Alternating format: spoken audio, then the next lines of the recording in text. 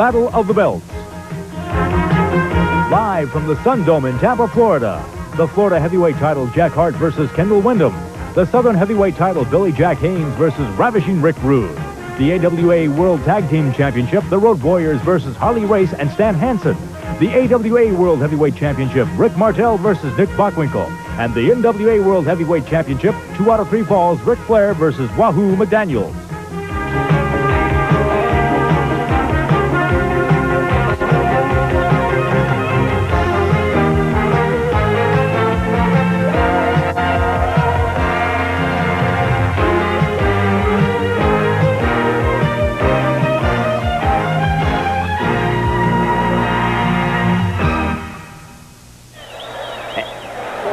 And indeed, we are live and direct from Tampa, Florida, and the University of South Florida Sun Dome, where tonight it is going to be indeed history-making in professional wrestling as we bring you the Battle of the Belts. NWA World Heavyweight Champion Ric Flair getting set to defend his title tonight. 2 out of 3 falls, 1-hour time limit against the challenge of Wahoo McDaniels. Hello, everyone. I'm Gordon Soley, and welcome to the Battle of the Belts. We've got a great 3 hours in store for you. And bringing you all of the color analysis along with me this evening, a man who has been a professional wrestler for the past 12 years, a second-generation competitor. He has held literally every regional and national title imaginable, both amateur and professional. Mike Graham. Mike, welcome aboard. Hey, Gordon, it's good to be here. It's a little different sitting out here and going to be watching some of the greatest wrestling in the world today. You've already run down all the names, and I'm just excited I can be part of this. I feel the biggest night in professional wrestling in the United States history. Certainly no question about that. And, of course, I might point out, too, that we will be having some very interesting interviews upcoming from the locker rooms later on in the evening. And perhaps now might be a good time to switch to the locker rooms and check with the gentlemen who are standing by there, 2 great former athletes themselves. I'm referring, of course, to Coach John Heath and to Buddy Colt. So if we're set for those interviews, let's go, I believe, first to Coach Heath.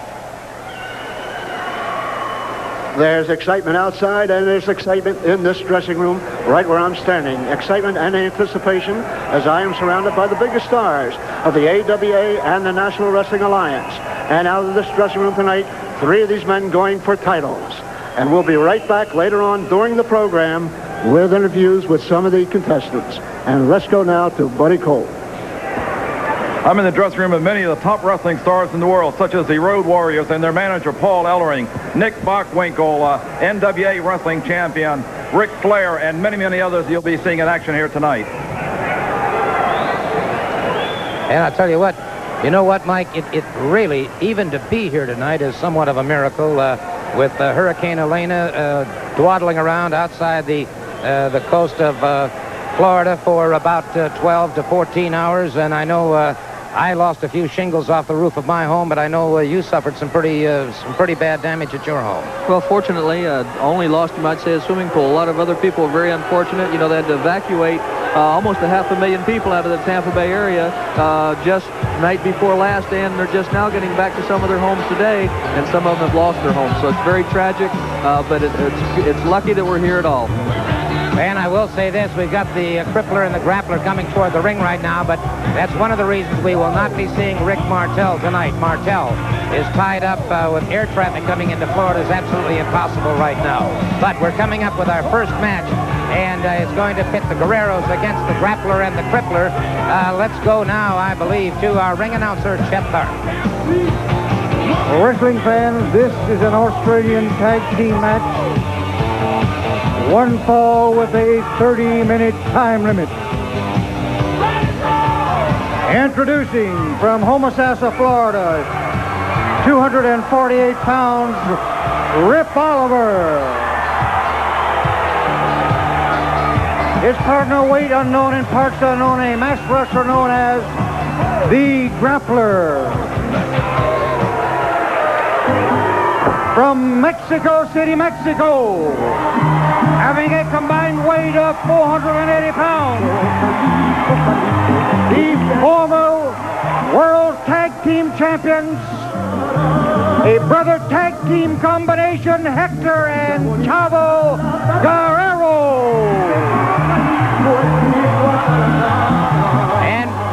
And we'll be back. with this match and all the action forthcoming right after we pause for these important words.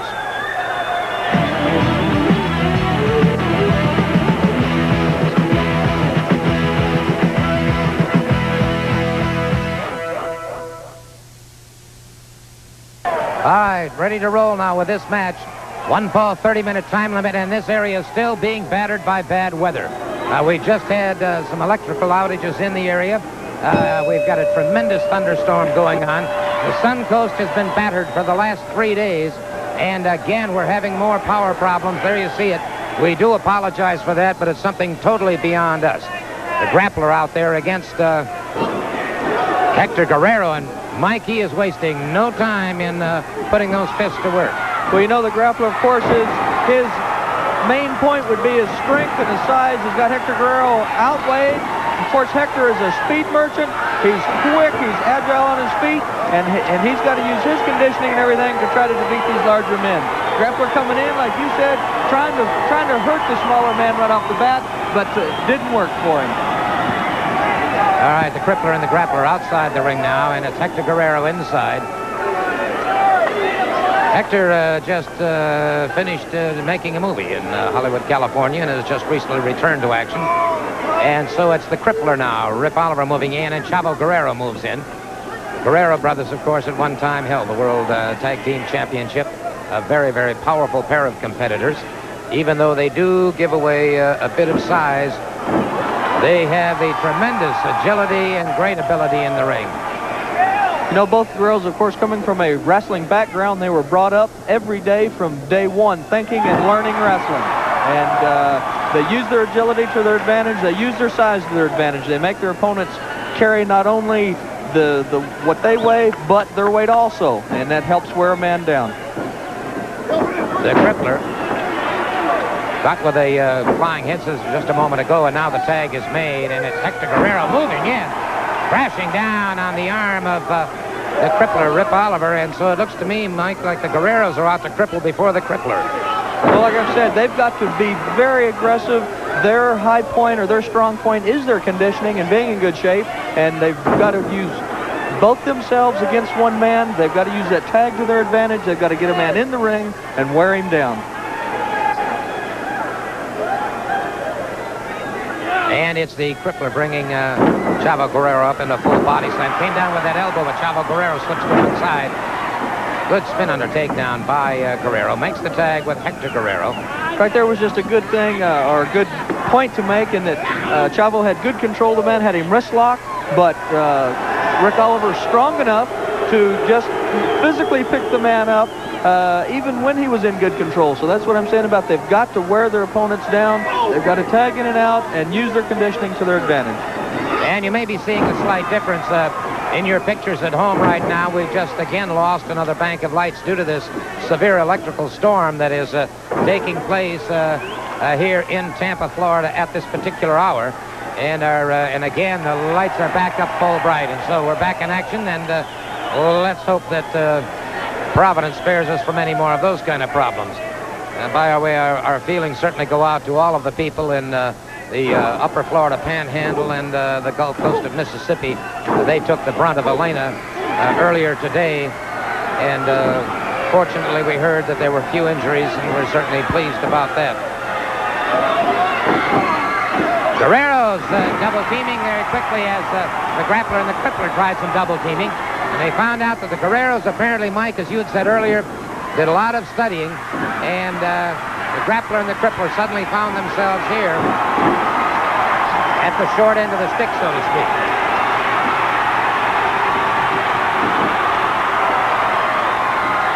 A lot of times when you're a team like there, you know what your opponents, you can feel your opponents. That's one thing about the wrestling. They call it a mental and physical game of chess. And you can set a man up just like the amateurs do for a single leg, double leg, fireman's carry. You can set a man up in pro ranks for the same thing. The girls are probably one of the best tag teams as far as knowing what they're capable of doing, working together as a team, paying attention to the man in the ring, and they've got their stuff together all the time. Certainly no question about that, and it's Chavo Guerrero stalking the grappler now. 5 minutes, 5 minutes. Circles to his left, watches him carefully, moves in, collar and elbow. And it's a side headlock now by Chavo Guerrero. Referee is Bruce Owens.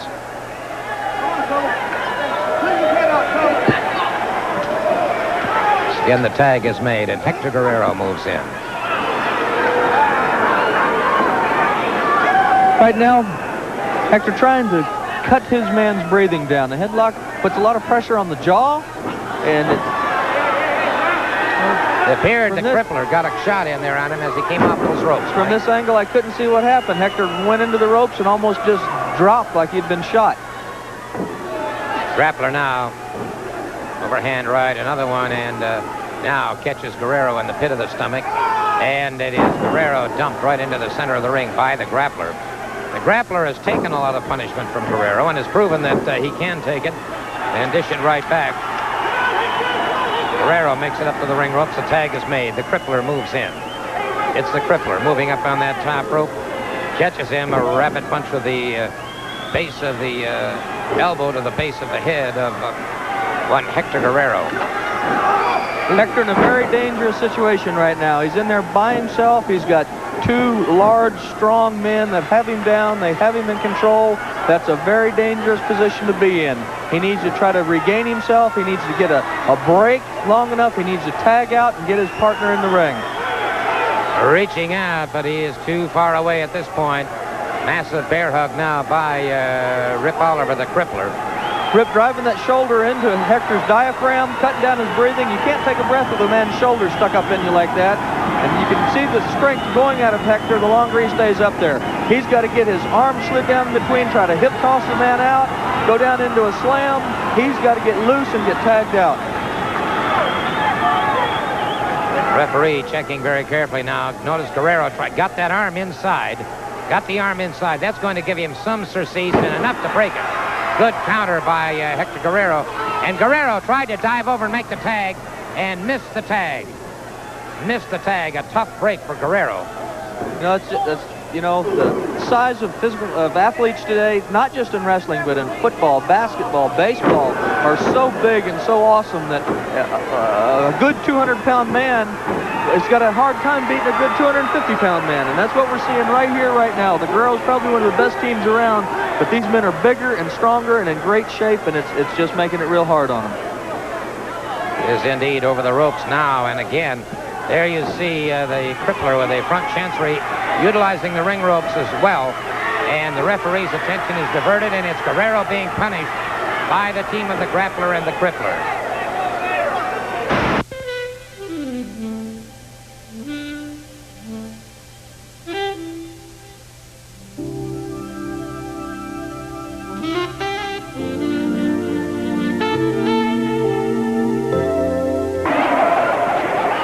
To Hector Guerrero. Hector in a lot of trouble. He's got to get out of there. He's got to try to regain. He's got to try to get his consciousness long enough to get to that corner and tag out.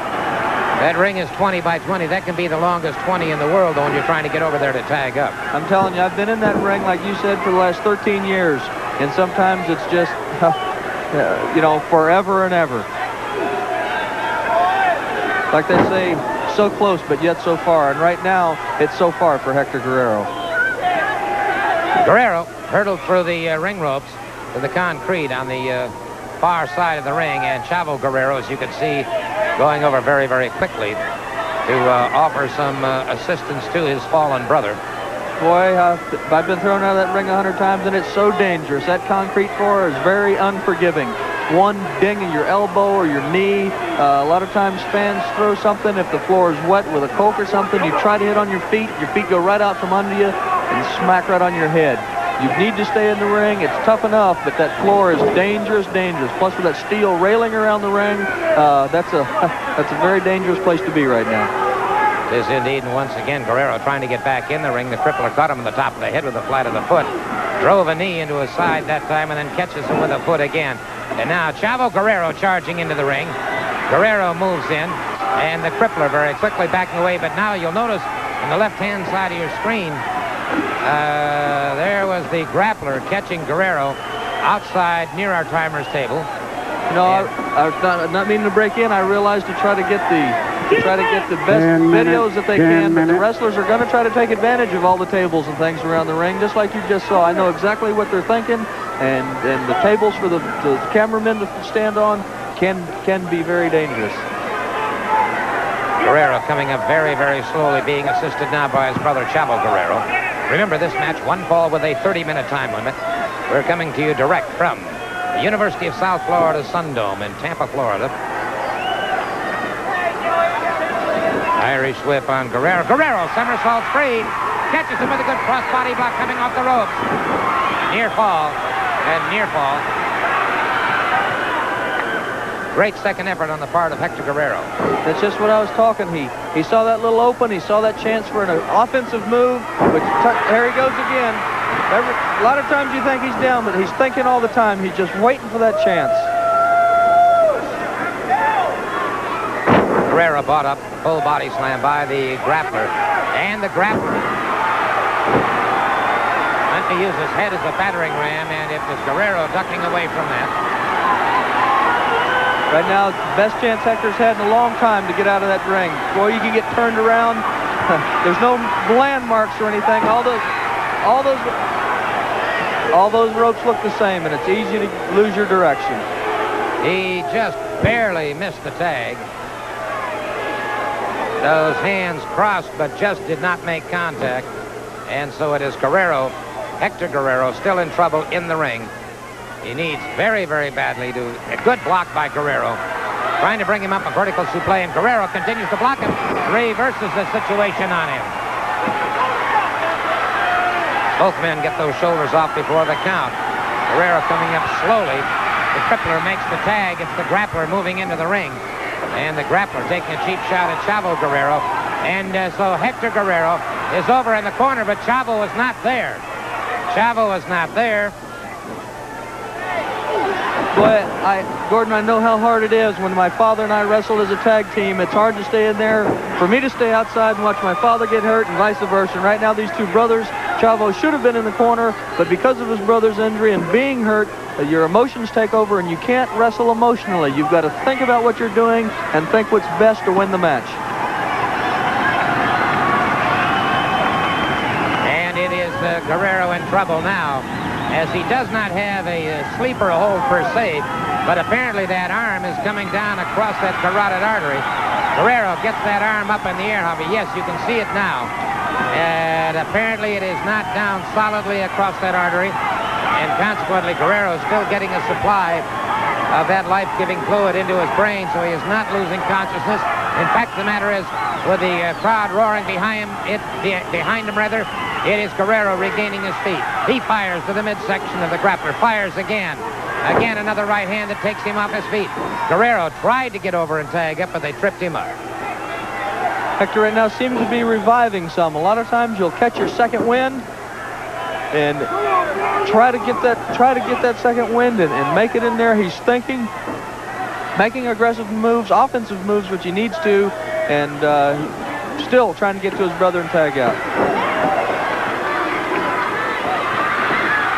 Again, Guerrero short-circuited in his attempt to get over and tag up with Chavo. I'll tell you what, the grappler and the crippler have got some strategy working here. Good block by Guerrero, and Guerrero used the atomic knee drop very effectively.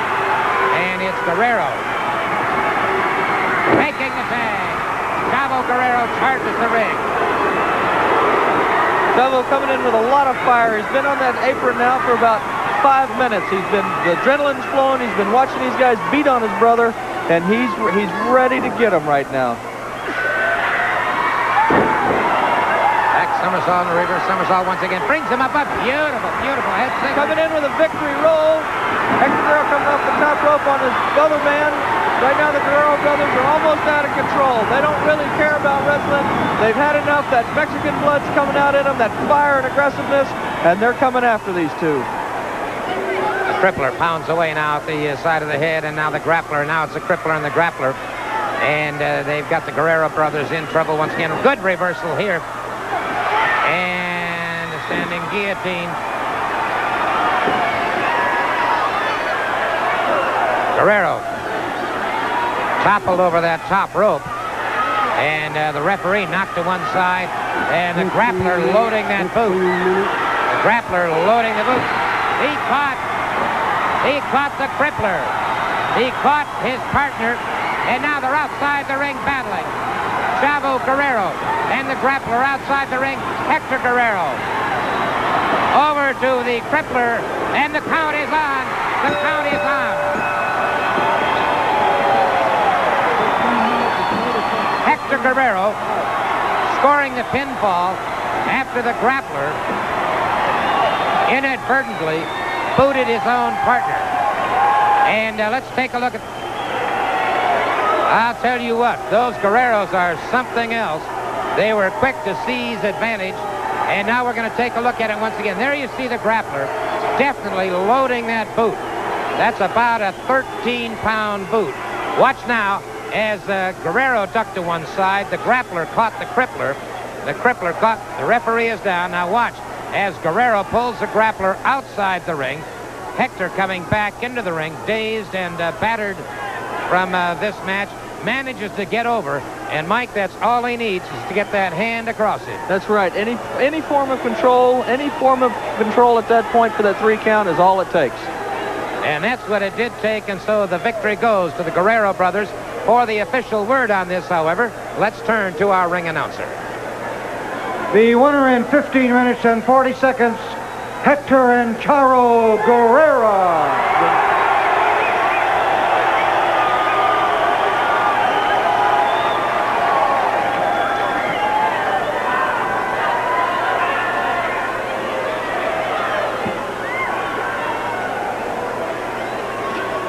Well, I'll tell you what, we've got a situation here, and now getting set to move into the ring, followed by Miss Maxine, the very, very popular Coco Samoa.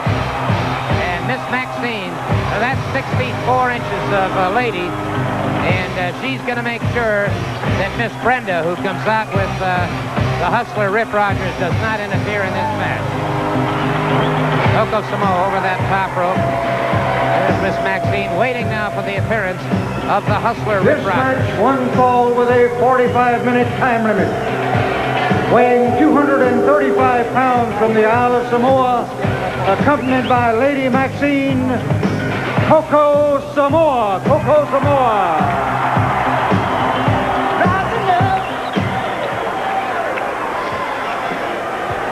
His opponent from Los Angeles, California, weighing 228.5 pounds, accompanied by Miss Brenda Hustler Rip Rogers.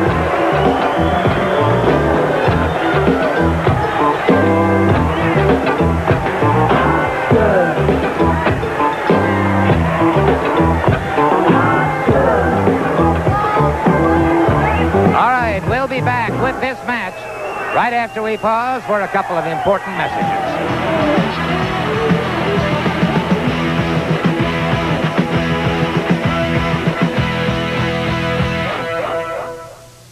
Hustler Rip Rogers in the pink, along with Miss Brenda. And on the other side there you see it, a lot of the fans that make that reference about Miss Brenda. Meantime, Lady Maxine on the opposite side is with Coco Samoa.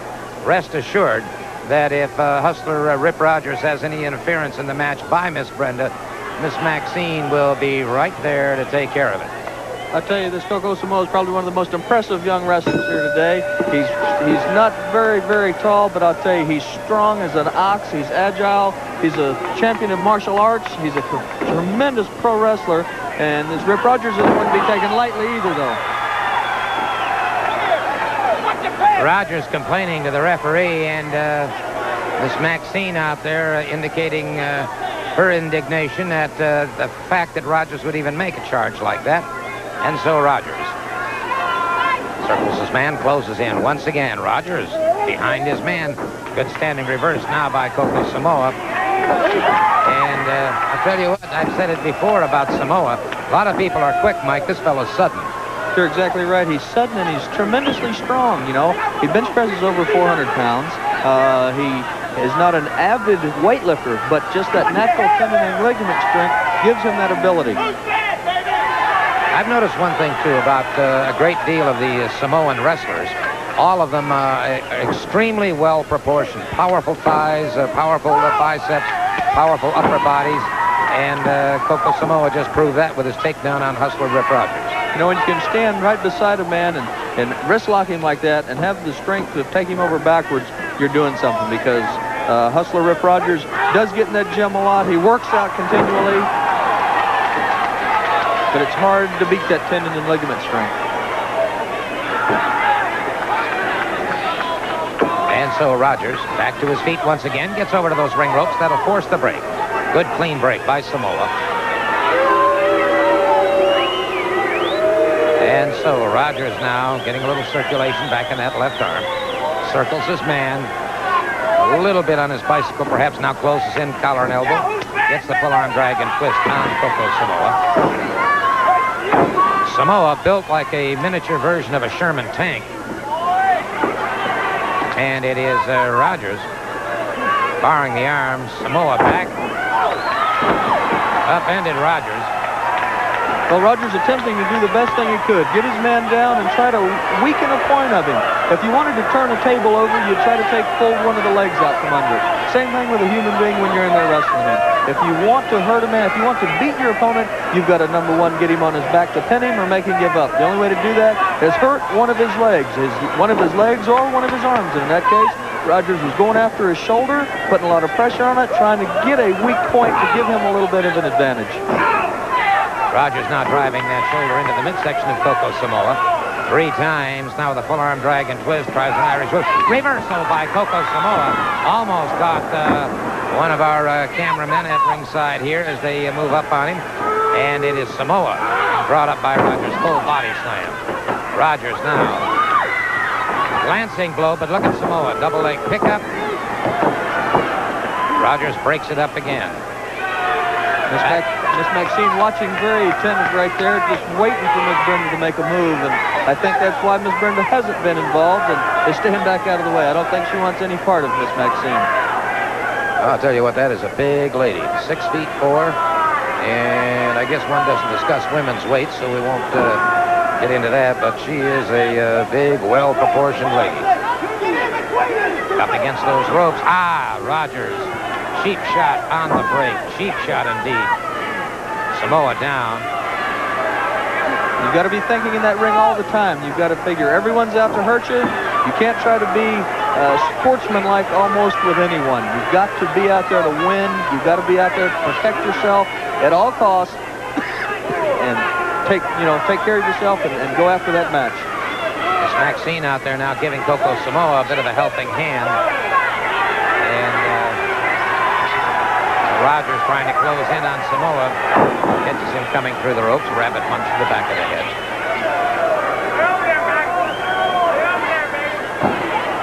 And it is Samoa driven into the turnbuckle, then caught. An uppercut-like blow from the Hustler Rip Rogers. Rogers snap-mirrors him back into the ring. And Samoa has been slowed.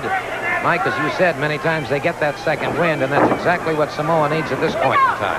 Well, a lot of times you'll get stunned, and you'll lose your awareness for a little while. It takes a couple of minutes to get your breath back, to realize to get your head straight, and like you said, to catch that second wind, and then you're on your way.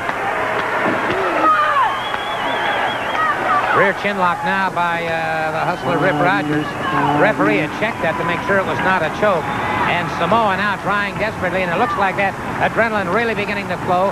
And Rogers may be coming down across that throat a little bit dangerously close. And he did. The referee signaled to him. He broke it. And now it is Rogers unleashing some heavy artillery on Coco Samoa. Rips across the eyes of Samoa. Has him back to the canvas once again. It looks like Rogers may have cut him off at the pass on that second win. Boy, he sure did. Rogers is a very aggressive wrestler. He's been wrestling for a long time. He knows all the shortcuts. But I'll tell you, Gordon, panning out through the crowd just a minute ago, the people of the sports fans of Tampa Bay have always supported their professional athletes, and the Tampa Bay Buccaneers and the wrestlers, with 500,000 people evacuated from the Tampa Bay area in the last 2 days. This beautiful University of South Florida Sun Dome, which seats almost 10,000 people, is practically full.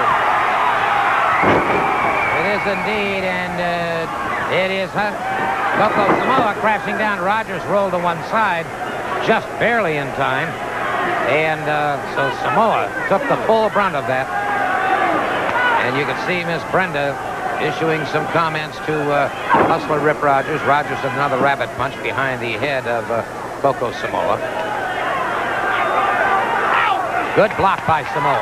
Coco stepping under, putting his weight down, back hooking the opponent's leg, trying to get the man set up just for the reversal. Exactly what I thought he was going to do. Beautiful suplex by Coco Samoa, which has his man down and stunned for the moment.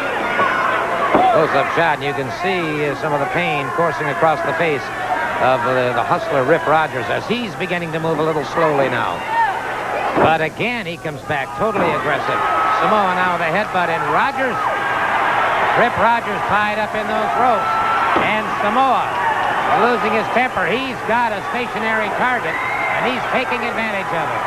Samoa smashing away at the Hustler Rip Rogers. Rogers broke free and ducked to one side, and Samoa took the brunt of the ropes. Whenever you try to take advantage of a situation like that with a man tied in the ropes, he could be playing possum on you. He could be getting ready to get out and waiting for you to make your move. That's why every time you do something, you've got to be thinking about it very carefully before you do it. And it's Rogers who could be in trouble here as Coco Samoa gets him into a rolling, but it was Rogers breaking it up once again. Slamming his legs across on Coco Samoa's ears. Very startling feeling when you're there on the verge of victory and all of a sudden you get your ears rung. Rogers lashed out with a boot that time, caught Coco Samoa around those pectoralis majors, and now moves in with a lateral press. Samoa powers out. And Rogers unhappy, thinking it was a slow count. It was not a slow count. And Samoa fires to the midsection. Samoa catches him again. Rogers staggered, and Rogers back up against those ropes and hanging on. Coco Samoa giving Rogers some of what he's been giving out, using those ropes, using that hair. If you got one way to fight fire is with fire, and that's exactly what Coco's doing.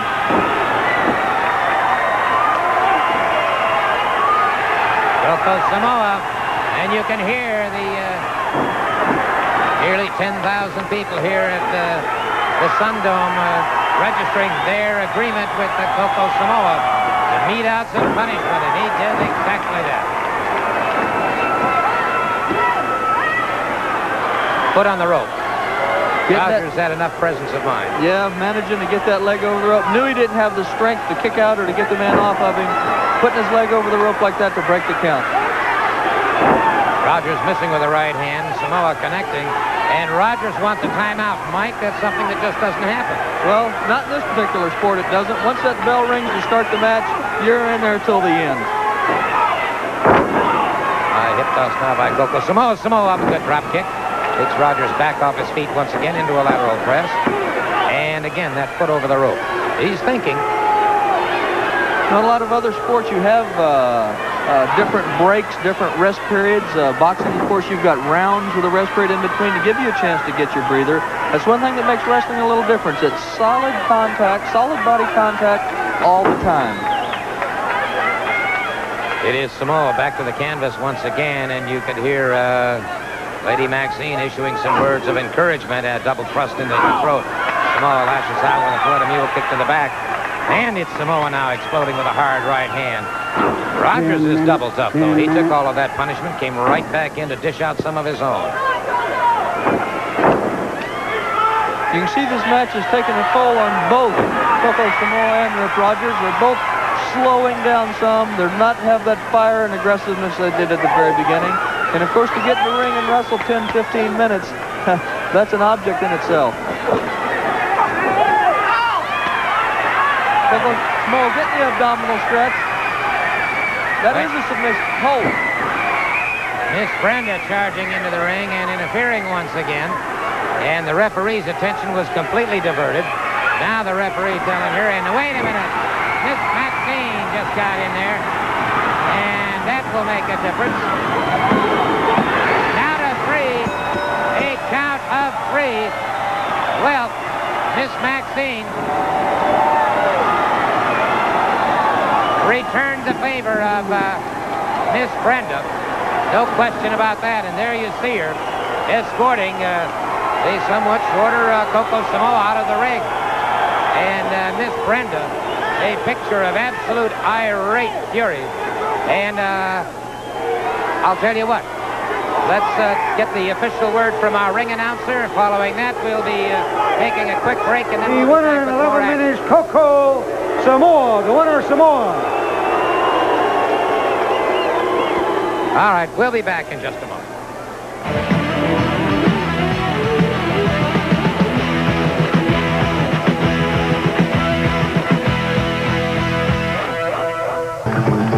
This is a Florida heavyweight title match. One fall with a 30.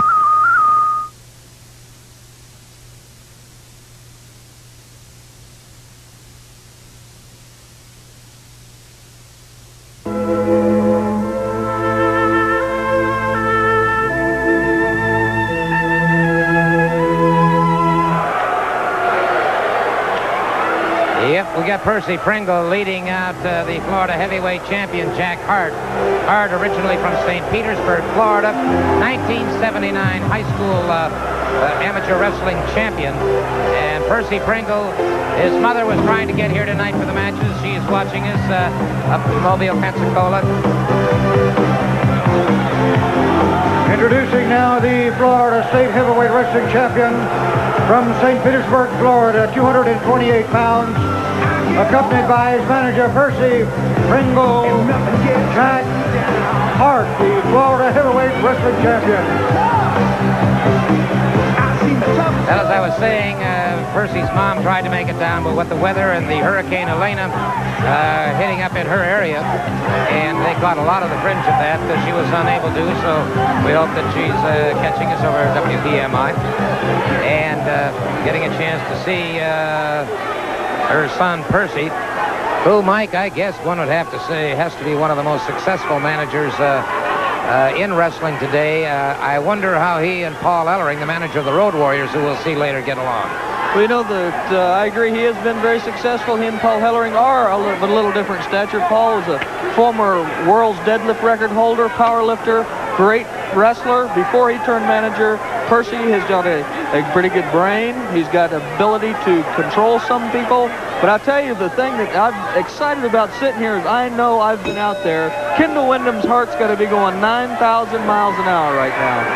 Hart wasted no time. Kendall Windham, who is a rookie, and that one caught him off guard. And he made that one mistake. He came just a little off guard.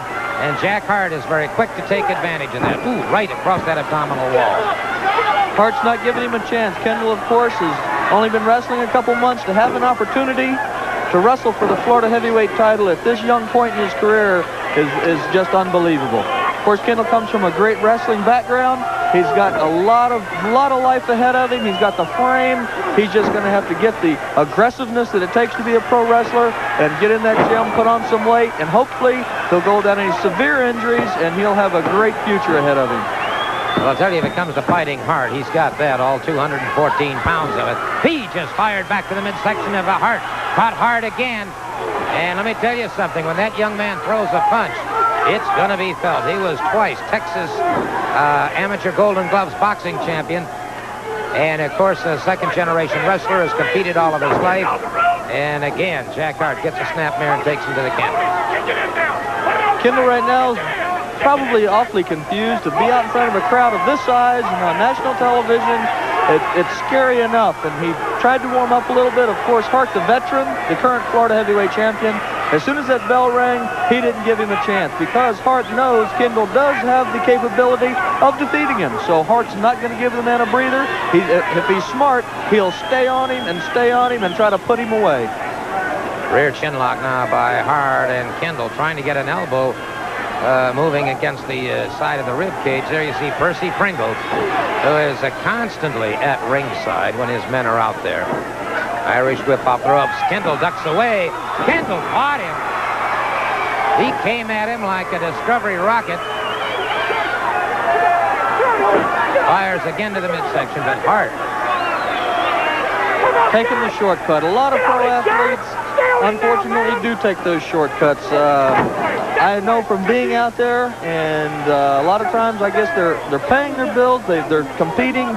They don't have any guarantees. They don't have salaries. If they get hurt, they don't get paid. The winner gets more money than the loser, so it's every man for himself. And everybody's got to do what they think they've got to win that match. What do you think about that? What do you think about that? Why don't you tell me that? I don't know if you can hear that voice or not, but Percy Pringle shouting and gesticulating to the cameras and all, and he is many times a picture of rather impotent rage.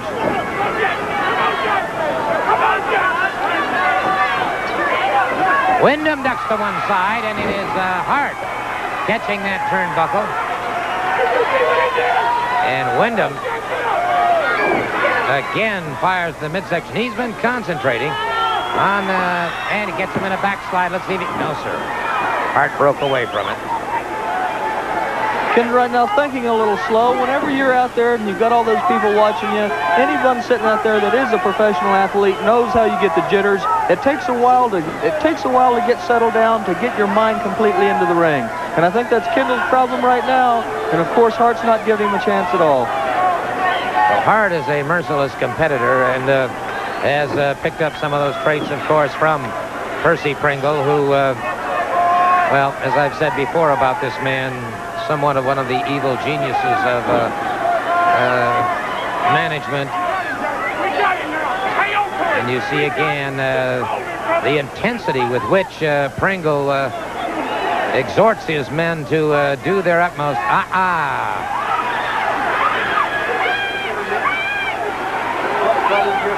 Kendall Wyndham coming up and the referee admonishing the Florida heavyweight champion, Jack Hart. 5 minutes. I've noticed now that Kendall has really been concentrating in the midsection of Hart. Well, you know, Kendall's been at quite a disadvantage. He's been on his knees. He's been beaten and pounded on.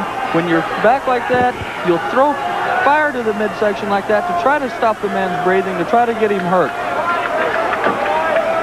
Right now, of course, with Percy running around the outside, giving Hart all kinds of incentive, building his ego, you might say. And of course, Kendall constantly wondering. Nice three-quarter Nelson by Hart, going in for the pin, trying to. No, not yet.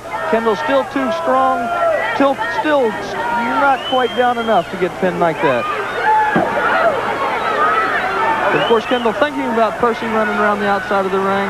That deterrent, that thing breaking your attitude, breaking your concentration, makes it hard when you're in the ring. All right, a little bit later on, of course, we're going to be watching Stan Hansen and Harley Race in action against the Road Warriors. And we might be switching in a bit here to the dressing room and see if we can pick up an interview with one or more of those competitors. If we should do that, however, obviously the action continues here for the Florida Heavyweight Championship. Kendall right now in a lot of trouble. He's obviously been hurt. Hart now antagonizing him, which could be a mistake. I've always been one that if I could beat a man, I'd beat him. A lot of times, like men like Hart like to try to build their own ego by when they've got someone. There's Kendall, nice. Oh, not quite enough. Didn't have that strength to pull Hart over backwards. Didn't catch him quite off guard enough. Hart just dropped a fist right between his eyes. That's what you call a champion, brother. Get out of here. Kendall coming off those ropes, Hart hitting him with an elbow in the middle section, trying to cut down his breathing and get him hurt. Again, Hart hooking that far leg, and it is Kendall who is in a lot of trouble now, Mike. Kendall fighting to stay in there, fighting to keep his mental awareness. The abdominal stretch, very, very dangerous. You can rip a man's shoulder out very easily. It's unbelievably hard to breathe when you stretch around backwards. Referee making Hart break the hold, so I'm used up holding the ropes for added advantage. Snapmare by Hart now takes Kendall back to the canvas. Kendall rolls to one side, gets away from it. Much to the delighted response of the crowd. And it's Hart back on his feet, and Kendall lashes out. Kendall is 6'4". That 214 pounds stretches out a long way. Bear hug now by Hart. Like you mentioned earlier, Kendall twice Texas State Golden Gloves boxing champion, so he knows how to use his fist. If he's out there wrestling, but if push comes to shove, Hart better beware because Kendall could probably drop him pretty good. That was a good block that time as Hart tried to throw a hard right hand at him. Kendall blocked it very nicely, came off the ropes and fires again to the midsection. Enough percussions to that midsection, and Mr. Hart's going to have a lot of problem bringing in some air. Polo-like forearm by Jack Hart. Another one. Hart right now being a little cocky. Being cockier really than he should. Kendall is in trouble. He is hurt, but he's not one to take lightly. I've been watching his career. I've been watching him almost every night. He's coming along unbelievably well. He's got so much heart and determination that I just know where he could be looking at one of the potential world's heavyweight champions. Bit of outside interference that time on the part of Percy Pringle. Not enough to really create a telling change in the match, but again, with somebody like Kendall, who is young and relatively inexperienced, that extra agitation from the outside can mess up his thinking. Well, you're exactly right. Even with an experienced veteran, when you know that guy's on the outside, and you wonder, well, is he going to try to grab my foot, come in the ring? What's he going to do? And Percy does have a reputation for interfering in matches. But right now, Jack Hart, with his knee in Kendall's spine, pulling his head over backwards, just getting everything out of line. The nerves running through your hands and fingers are just all kind of tingling right now for Kendall, and he's in trouble. And it goes to a Russian sickle, trying to get it firmly established now, posting that, started to post the arm. Comes back to the sickle once again. And you can see again Percy Pringle exhorting his man to really put the pressure on. Pringle. Percy trying to yell at him to get that pressure high on the chin, get his head over backwards. If you're low on the chin and the neck area, the man's got a much stronger chance of blocking it, of course, with his neck strength. But when you get out on that chin, it just gives you a lot more pressure, a lot more leverage. Pringle, of course, knows what the reaction of the crowd can do to an opponent, and if they're solidly, if you got, Mike, and I'm sure you would attest to this, if there are 10,000 people solidly in your corner rooting you on, it does many times give you that extra burden, extra added strength. You're exactly right. Kendall right there making a very good counter. I've said before, whenever you leave the mat, whenever you're up in the air, you've got no defense. You're going one direction and there's no way to stop it. Kendall watched the man climb up the rope, knew he was going to be diving at him, waited for his feet to leave the turnbuckle, and then got out of his way. Kendall Windham now in some fantastic second effort as he drops the Florida heavyweight champion. And it is Kendall Windham, and the crowd has really brought him to life again. Tremendous second effort here, and Kendall Windham catches him. That beautiful forearm that time. And Hart is down, and Windham drives into the chest. A near fall for Kendall Windham. He looks like he's trying to set for the stampede. Taking that moment, taking that time, thinking if he should or not. You don't have time for that in the professional ring. When you're out there, you better be out there to win. If you give the man a second chance, there's a good chance he's going to beat you on that second chance. Hart misses with that glove, and it is Kendall Windham, a beautiful cross-body block. We got a new champion. We have got a new champion. I can't believe it. I cannot believe that at this stage of Kendall's life, he has won the Florida heavyweight title. That is one. That was a chance of a lifetime. God, he's got to just be going crazy right now. Kendall Windham charging around the ring. Believe you me, this is one of the most intense. There is, see it again in instant. We got it in replay. He misses with that hard swinging right hand. Now watch Windham. Comes up, perfectly executed cross-body block. Takes and has completely stunned the Florida heavyweight champion, Jack Hart. The referee, Bruce Owens, down there. There's the 3 count. And now let's take a look at it. And again, you're seeing it from another angle as he misses there. Tremendous execution as he came down. You could see the impact that drove the air out of Jack Hart. Windham hooked that far leg very securely and that gave him that necessary 3 count. We have seen truly a stunning upset. If this doesn't bring this young man Rookie of the Year honors, I'm somebody else. I predicted it. I've seen 100 young wrestlers come along. Kendall's got what it takes to be a winner. That's the difference. He's got the heart and determination. Hit that man on a full run with 220 pounds, perfect placement on his chest, hooked the leg as soon as they hit the deck, and it was over. Okay, well, we've got a new champion in Kendall Windham, but right now, we're going to talk to the only man ever to hold the World Heavyweight Championship on 7 different occasions. He's in the locker room now with Coach John Heath. Let's go to John Heath. Well, congratulations to Kendall Windham, a new Florida State Heavyweight Wrestling Champion. And as I told you earlier in the evening, I was surrounded by the biggest stars of the AWA and the National Wrestling Alliance. However, there is no star that has ever been bigger and brighter than the man who's standing next to me right now. 7 times World Heavyweight Wrestling Champion Harley Race, who tonight will be going up against the Road Warriors for the AWA World Tag Team title. And his partner, none other than Stan Hansen, who at the present time is the PWF World Champion. And Harley, a few thoughts on your title match tonight. Well, let me say this. Before the Road Hogs even existed, Larry Henning and myself held the AWA heavyweight title for 4 consecutive years. We were never defeated for it. Hansen and I, their title switch right here tonight. But the upmost thing on my mind right now is the outcome of Ric Flair and Wahoo McDaniels. Because let me tell you this, I don't care who wins it. I don't particularly like either one of them. But when it comes right down to where it all's at, it all boils back to Harley Race and my opportunity for number 8.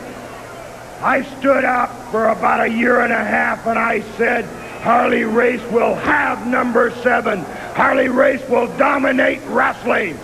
Well, I proved it true. And what I'm standing here telling you right now is point blank fact. If the Road Warriors have got the guts, you'll see another title switch. And then, Flair, Wahoo, please believe me, I'm going to have a ringside seat because I'm very interested on the outcome of that one because number 8 is the dream and 85 is going to bring number 8 back home. Thank you very much, Harley. And that does it from here. Okay, there you have it. It is Harley Race being interviewed, and now we're seeing a brief look at the brand new Florida Heavyweight Champion. Look at that intensity. We'll be back with more action on the Battle of the Belts after these words.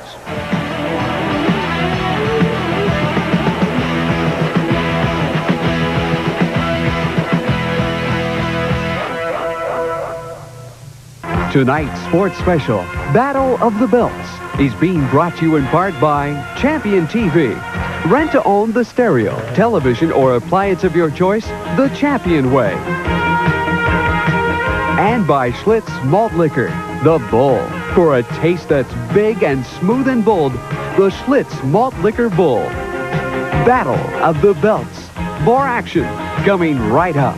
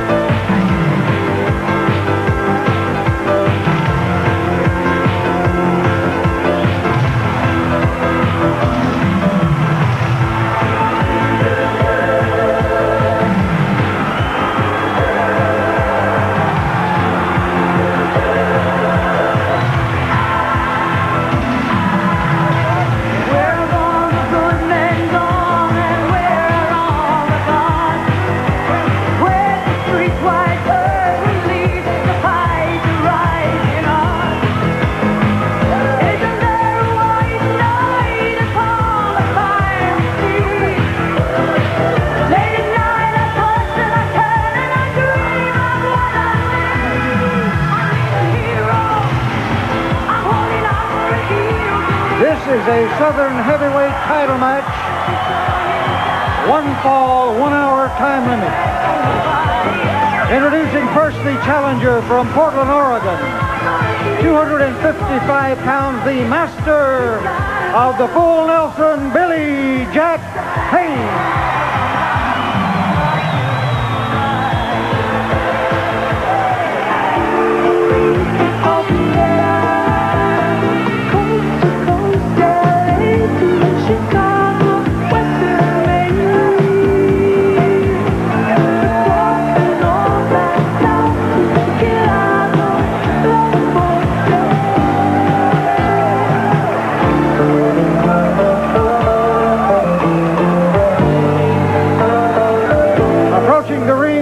Southern Heavyweight Wrestling Champion from Beverly Hills, California. 245 pounds and accompanied by his manager, Percy Pringle. Ravishing Rick Rude. 1 fall, 60-minute time limit.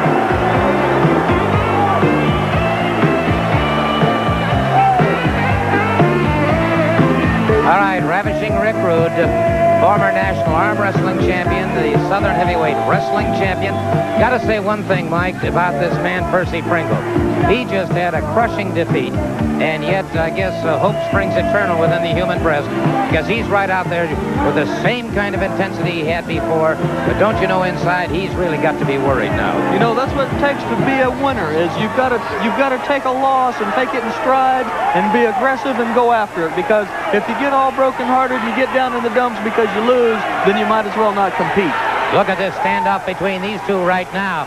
Ravishing Rick Rude and those deadly cold eyes of his. And he is facing, you know, I never realized before, he has about an inch advantage in height on Billy Haynes. But I'll tell you what, you talk about two tremendous athletes, two men in absolute fantastic condition. We're seeing it here. Well, Rude is so cut up, so muscular that it almost is deceiving how tall he is. Of course, Billy Jack being thicker and heavier, bigger legs, strong upper body, but Rude is just a phenomenally trained athlete, and like you said, of course, a couple inches taller than Billy Jack, and he trains hard, and he is tough in that ring. Look at the conformation and muscular definition on this man, Ravishing Rick Rude. There is no wasted flesh on him whatsoever.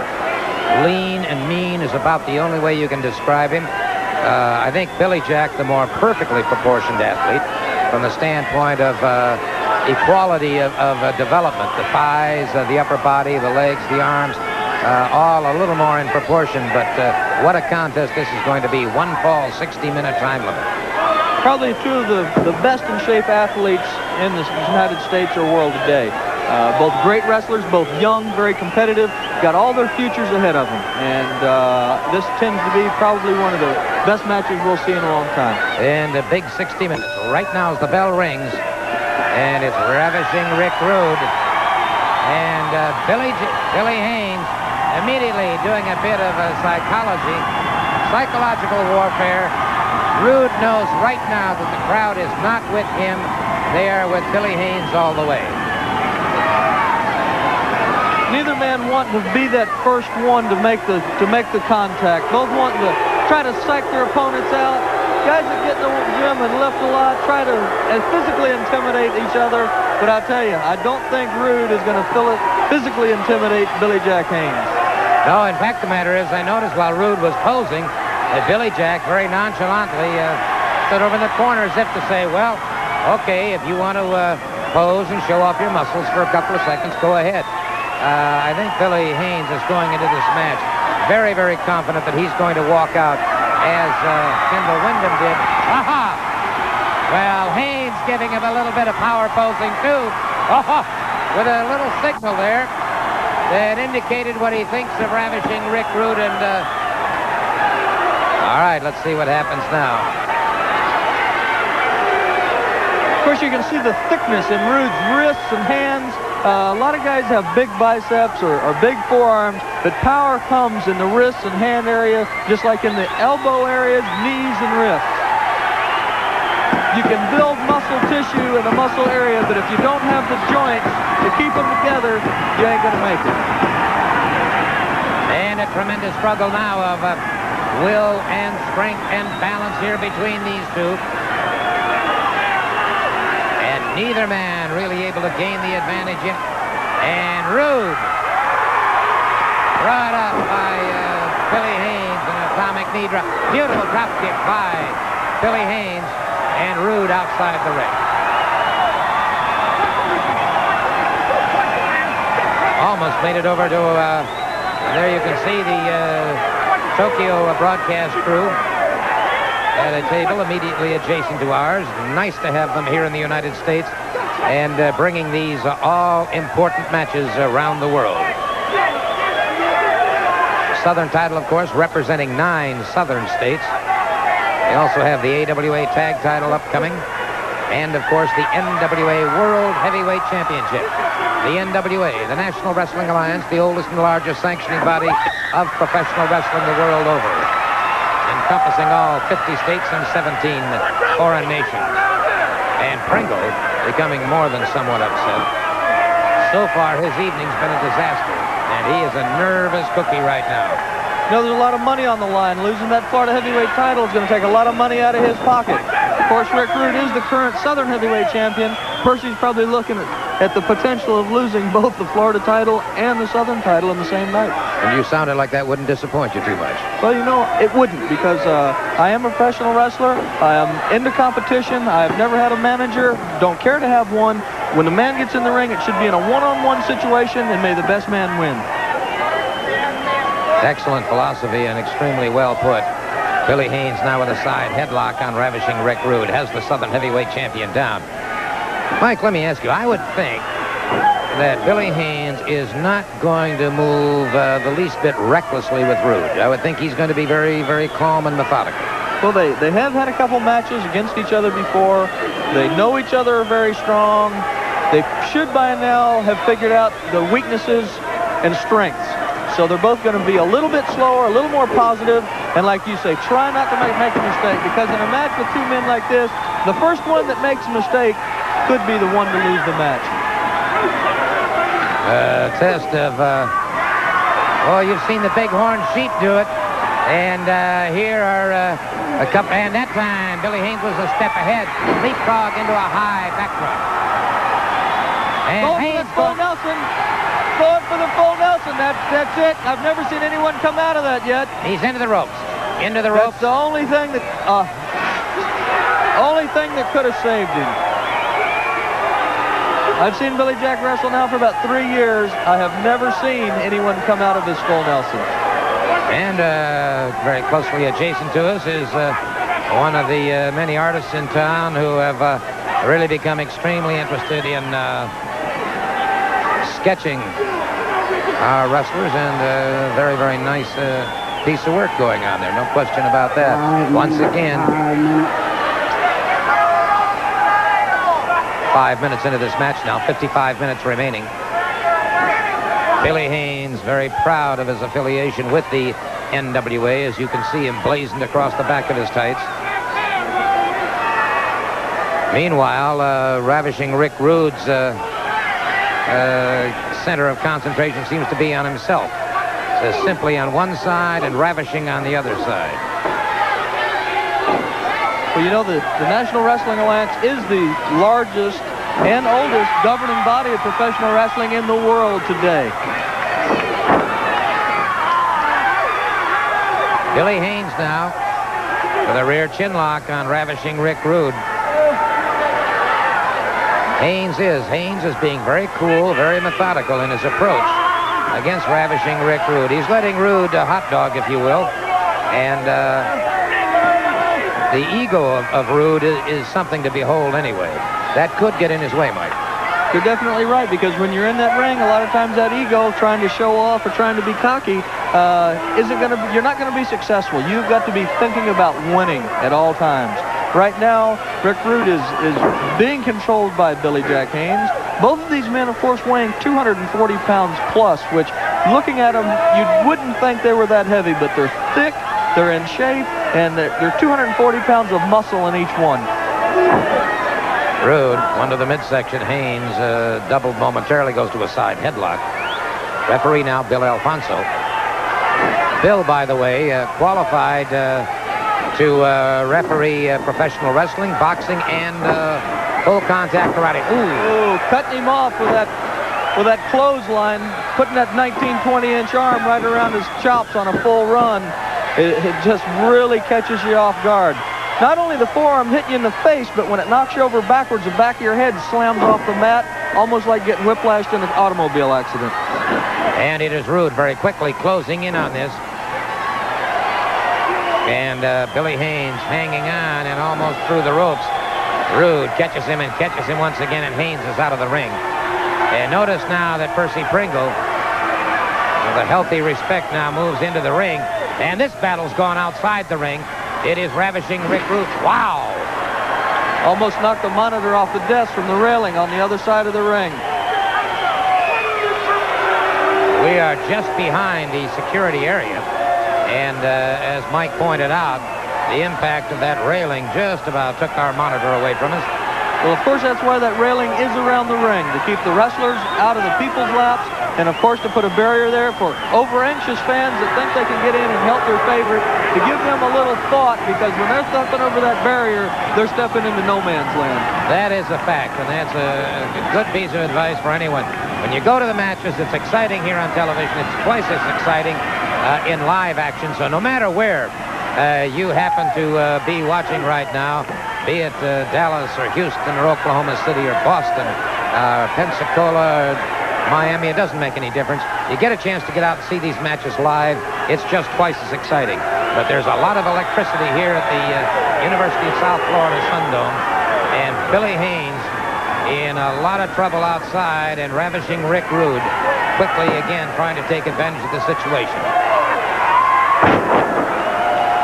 It was thundering outside the building, going for that suplex. It was thundering outside the building a while ago, and it was rattling the cameras. And that sound of 500 pounds of beef coming down in the ring like that thundered louder than the storm outside. No question about that. And right now, the Southern champion, a kidney punch on, and now goes for that Russian sickle. And I'll tell you what, well, Billy Haynes won't concede. That's a submission hold, but as well as you know Billy Haynes and as well as I know him, the word quit does not belong in his vocabulary. You know, that's right. That's why in the short period of time he's been wrestling, he's been so successful, because he's got so much determination, so much physical ability, and he can block pain out of his mind sometimes. When he's hurt and he shouldn't be going, he keeps on somehow. Of course, Rick Rude is the current Southern Heavyweight Champion. That just shows the ability that he's got. All right, simply Ravishing Rick Rude, and it is Haynes trying to slip away from that, trying to escape, turns into his man. Rude, in desperation, catches him a rabbit punch to the back of the head. Irish whip off the ropes. Haynes ducks away. Haynes caught. Ooh, high backdrop. Came down high on his shoulders there, Mike. Almost came in straight on his head. I've seen a couple men do that, and it's immediately lights out. You don't fall 10 feet, stand on top of your head, and stay conscious. That was very, very dangerous. Haynes almost coming in on his head, barely getting to his shoulders. I can't even believe he's moving the way he is right now. Rude again concentrating, using powerful blows to the kidney area of Billy Haynes, and Haynes beginning to really show some effects from that. And this may mark the difference in the match. But you know, you've got a man of Haynes' ability, you've got to get him hurt. This isn't like amateur wrestling where you're going for points. You've got to hurt your man enough to make him give up or to pin him. And you're not going to pin a 240-pound man's shoulders to the mat for a count of 3 unless he's extremely tired or really hurt. And right now, Billy Haynes appears to be in a lot of trouble. And Rude now has stopped being cocky. Now Rude is just being mean and vicious. Haynes fires back, and Rude retaliates in kind. Haynes fires away again. And we've got the makings of a Pier 6er here. Fewer punches by Haynes. They had some effect on Rude, but Haynes really beginning to suffer around the back area. Well, Haynes trapped in the ropes like that with the ropes coming off both sides of you. You can't get planted to throw a punch. Rude had him standing straight up. You can't throw a punch standing straight up. Of course, this is wrestling. Both men in there trying to fight, trying to do what they can to win. Rude going for the suplex. Haynes blocking it, reversing it. Suplexing, ravishing Rick Rude. Both men down, both men tired. And tired they should be. This has been an all-out battle since it started. When you stop to think about the average amount of actual body contact in a professional football game, it amounts to about 14 and a half minutes. These two men have been going close to 15 minutes right now, which means they've really had enough body contact to constitute an entire football game. And it's Rude coming off the ropes, and it is Billy Haynes. Rolls to one side, much to the joy of the crowd. Rude coming up very slowly, and the crowd going wild now as they're shouting more and more encouragement to Billy Haynes. And it is Haynes now very definitely in control. And how quickly the tide of battle can change. You know, your momentum, the crowd cheering, one move, one thing, you can catch your breath. You can see you're getting your man hurt, and when you know you're getting ready to come back, when you feel that surge of life going through your body, there's that clothesline, returning it back to Rick Rude the same way he had delivered it to him. I think even with more impact and more aggressiveness. Billy Haynes now moving with a little more confidence, a little more purposeness, and backbreaker now on the Southern Heavyweight Champion. But this match has taken its toll, and Haynes is having a lot of problems with the lower back. Haynes now working on Rude's back. Side salto, backbreaker, trying to wear his man down. Took that far leg, but Rude was able to power away, and you can see Percy Pringle, and he's got to be getting pretty desperate at this point in time because he's lost the Florida title, and he looks at losing the Southern title is almost imminent. Right now, I'm sure that he's a very worried man because, like I say, those titles mean money, and having both of them the way he did, look at the strength in Billy Jack Haynes. What happened over there? Trip up.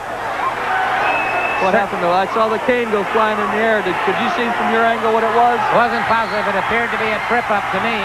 And Haynes is caught from behind as he went after Percy Pringle. Haynes caught from behind with that cane. Count of three. Count of three on this. I'll tell you what. That one, I'm sure, will be reviewed. That cane somehow got involved in the ring. And it was Haynes being caught from behind a couple of times with that cane. I think that turned the difference, obviously. It stunned Haynes. Rude, well, Haynes made one mistake. He never should have gone after Percy Pringle, although I can't say I blame him a bit in the world for doing it. You know, a hard shot like that with a cane across your neck and spine area doesn't take much to momentarily just almost knock you out, almost paralyze you. Your neck and spine are so sensitive, the nerves are in such a confined area that it doesn't take much to literally paralyze you for 10 or 15 seconds, and that's definitely long enough to get pinned. Well, there's a good puff. All right, I'll tell you what, let's take a look at this once again.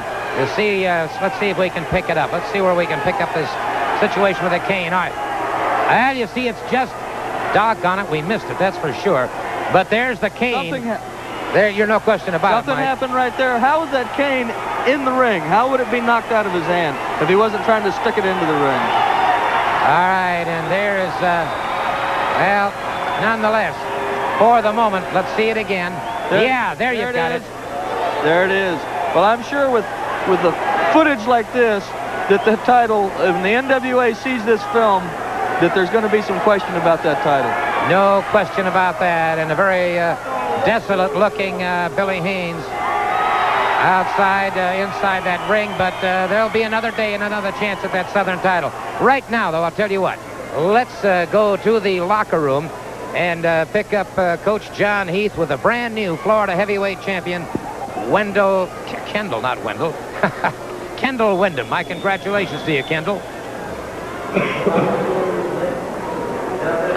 I'm standing next to the man who has just electrified the entire wrestling world, and I mean the entire wrestling world, by defeating Jack Hart to become the youngest Florida heavyweight champion that we've ever had. And I believe, Kendall, that in our last interview we had on our program, I said you may become the youngest Florida heavyweight champion of all time. You did. Congratulations. Thank you very much, Coach. I'd like to thank my father and both my brother. I've never been here without them. Thank you for answering all the questions I ever had to ask them. Thank the fans of Florida for all the support they've always had and always been there for us. Well, it really is an unusual situation for a guy to, just in a few short months, to go from just being almost a complete novice to become the Florida heavyweight champion. And we certainly hope that you will be, well, there's the shot of it right there, and there's that flying cross, I call a cross body press, and you've hooked that far leg, and a loose half at the top there. That's all you needed. That pinning combination that you've been using so successfully for quite a while, it was great. Here's the slow motion of it. Look at that. That power, that 6'6" frame going over Jack Hart. Jack didn't know where he was. A strong hook in that outside leg, Kendall, and you've got yourself the Florida heavyweight belt. Yes, sir, Coach. Thank you very much. And, of course, you know, some of the primary reasons is the ability to put pinning combinations on. And that is all of our interview at the present time with the new Florida heavyweight champion. Thank you so very much, Coach Heath. And again, congratulations, Kendall. And right now, let's let the stations make a little money.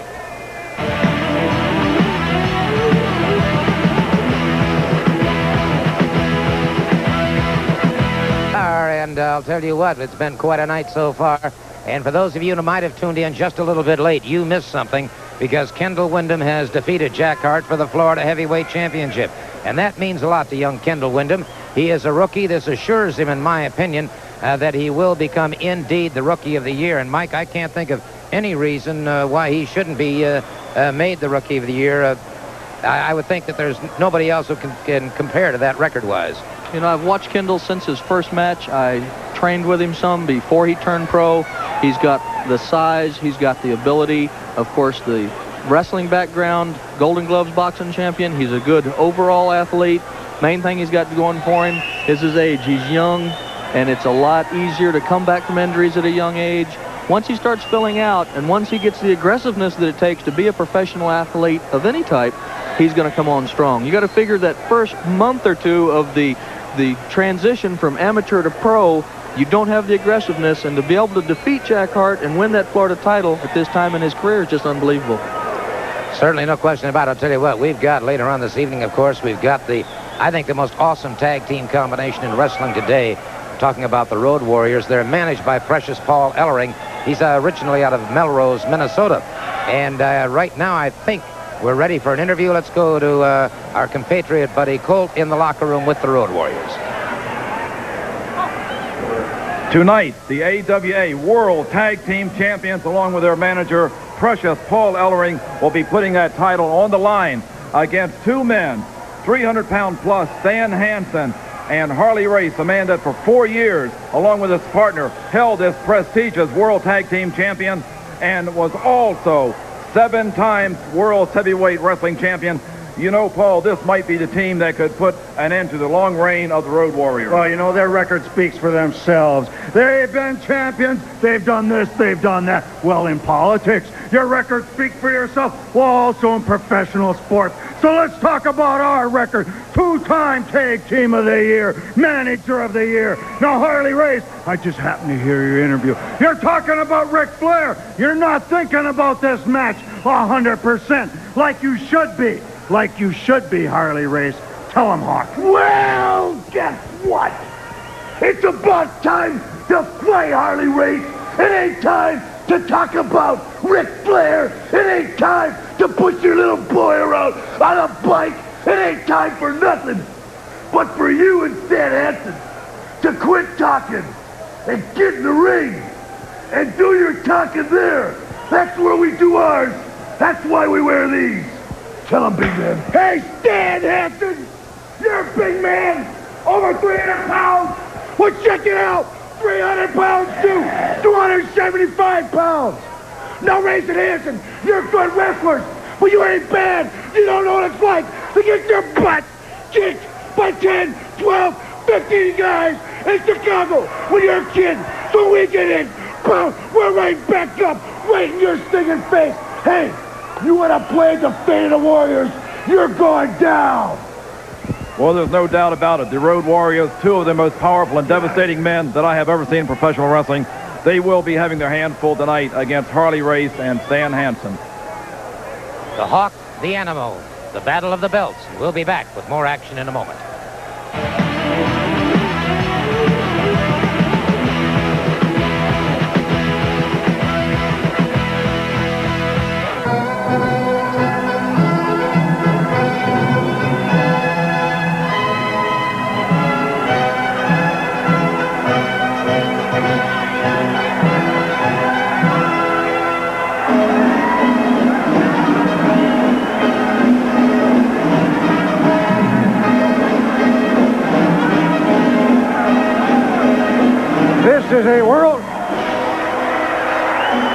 This is a world tag team title match.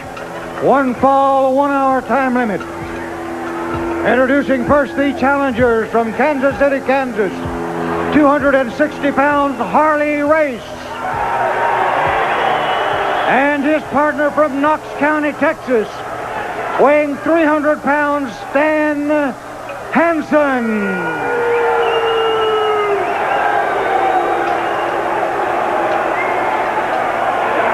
Introducing now the world's tag team champions approaching the ring, having a combined weight of 585 pounds. From Chicago, Illinois, accompanied by the manager Paul Herring, the Road Warriors. And we've got a battle going here before they even got to the ring. Stan the Man Hansen going absolutely berserk as he crashes out through the crowd and smashes. You've got the Hawk and the Animal out there. The Road Warriors. Ellering has been beaten to one side. And now they're up against that retaining wall. The Hawk and the Animal. And Stan Hansen, who is a bit more animalistic than either one of them at the moment. But Hansen now taking his lumps at the hands of the Animal. Now the Hawk pounding away at Harley Race. Race 7 times world heavyweight champion. And it is battle and bedlam going on right now. Hansen just caught that ring post as he swung and missed, and it was driving knees into the midsection now. Somehow or another, we're going to have to get these men, the Road Warriors, now into the ring. And that cowbell brought by Stan Hansen, suddenly Harley Race beginning to use that very, very effectively. And Hansen has gone completely berserk. Apparently, those comments by the Road Warriors thoroughly infuriated him. And now it's the Road Warriors retaliating on this combination of Stan Hansen and Harley Race. A lot of times when you get big, aggressive men like this, they talk on interviews, they yell at each other. A lot of times it takes a lot of effect. And right now you can see that Stan Hansen is no rookie. Harley Race is no rookie. The Road Warriors are relatively new in professional wrestling. They're both tremendously strong. They've definitely got Hansen and Harley Race fired up. And when you get a man like Stan Hansen, 330 pounds, wild West Texas street fighter going, you better be ready. And of course, Harley Race, 7 times world heavyweight champion. He's no one to take lightly either. Now, I've said it about him before, and I'll say it again. Race and fight a buzzsaw and give it the first 2 rounds. And he has just caught it from the Hawk. However, the Hawk drives into the head of Harley Race. Race powers out. Race, who has wrestled over half of his entire lifetime. And they're using a headbutt very, very effectively. That stunned the Hawk, and he tags up with the Animal. Looks like they've tried their psych out. They've tried their, blowing each other's strategy. They're going to have to settle down now and do exactly what the marquee says front. They're going to have to get down and wrestle. You're not going to overpower Harley Race or Stan Hansen. You're not going to psych him out. You're going to have to beat him wrestling. Hansen in there, reverse on that Irish whip, and the Hawk caught him. The Animal, meanwhile, pounding away, and once again they're outside the ring. Stan Hansen and the Hawk outside the ring as the Animal and Harley Race battle on. And this one's gone right out to the crowd, chairs and everything else being used. The Hawk down across the head of Stan Hansen. And the big man from Porter, Texas, retaliates on the Hawk. Again, fires to the... And here's the Animal has Harley Race up a full body slam. Right now that fighting is going on outside the ring, but the legal men in the ring are Harley Race and the Animal. You can fight on the outside if you want to wear yourselves down. The only problem is if Harley gets in trouble in there and goes for the tag, Stan Hansen is not going to be there. You can beat a man on the floor 5 times and you're not going to win the match. You've got to concentrate on the ring. You've got to pay attention to your partner and be there when he needs help. Point well taken, and right now it is the Hawk moving in after having tagged up with the Animal.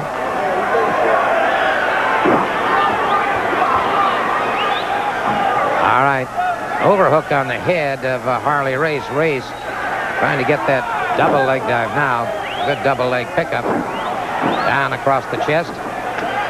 And the tag is made with Stan the Man Hansen. Hansen drives the knee. I don't want to give my age away, but I had been wrestling a few years when Stan Hansen started. When Stan Hansen came to Florida, right out of West Texas, wild and crazy and full of life and energy, just like Kendall Windham is now. Stan only weighed about 225 pounds and was the same height. Well, he's 325 now, and he's held all kinds of national titles. One of the top names in professional wrestling today. So looking at Kendall and looking at this man, Stan Hansen didn't win a title for probably the first 3 or 4 years he was wrestling. Kendall has done it in the first 2 months. The strength of Hawk to pick 320-pound Hansen up and body slamming is just amazing. When you see men of this size, all 4 of them so large, you almost forget how big they really are. They look like they're 220, 230 pounds, well developed, but everyone in the ring is over 275 pounds. No question about that, and now it's the Animal overhooking on the head of Stan Hansen back into the turnbuckles now.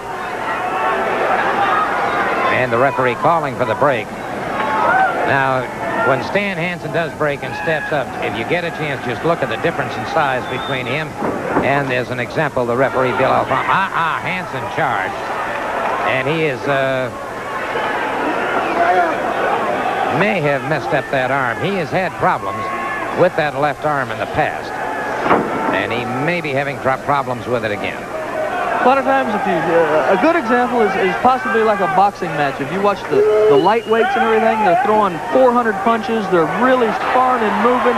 When you get into the heavyweights, they don't throw as many punches, but the ones they do are so devastating that it's unbelievable. Well, the same with these men. You don't see a lot of flying head scissors and drop kicks and takedowns, because when they're in there, it does, the strength that they've got and the size and the weight, it doesn't take as many punches and it doesn't take as much to hurt a man just as seriously as it does someone that's smaller.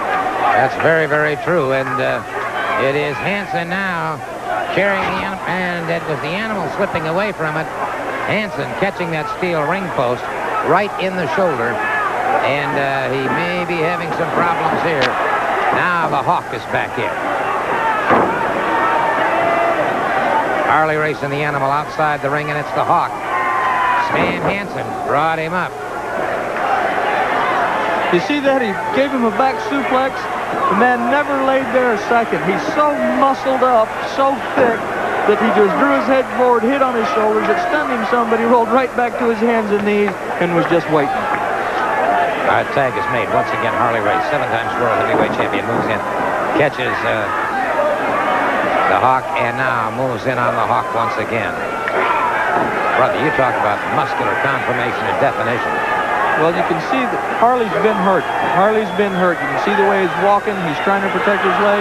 That battling on the floor, something going on in the ring. He has been hurt, but I'll tell you, I broke Harley Race's leg, and he didn't quit. Right there, grabbing Harley Race by the throat with Harley's 270 and picking him up like he weighed 140 pounds. This Hawk is just super strong. Of course, both Road Warriors bench press over 500, military press over 300, and they're just tremendous athletes. Right now, rear chin lock now on Harley Race. And the Hawk continues to press every advantage possible. Battle of the Giants here, no question about that. Excellent suplex, belly to back, and it was the tag is made once again. Stan the Man Hansen, known as the Bad Man from Borger, Texas. And West Texas does seem to produce an abundance of great wrestlers. Again, the pile driver, which would normally just practically knock a man cold, dropping him right on top of his head with 320 pounds driving down. And again, that wrestling background always rolls to his stomach, always rolls to his hands and knees.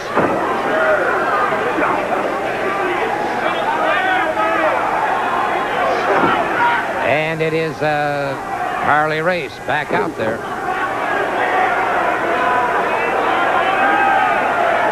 Race trying to set him up. Does so. Good high vertical suplex.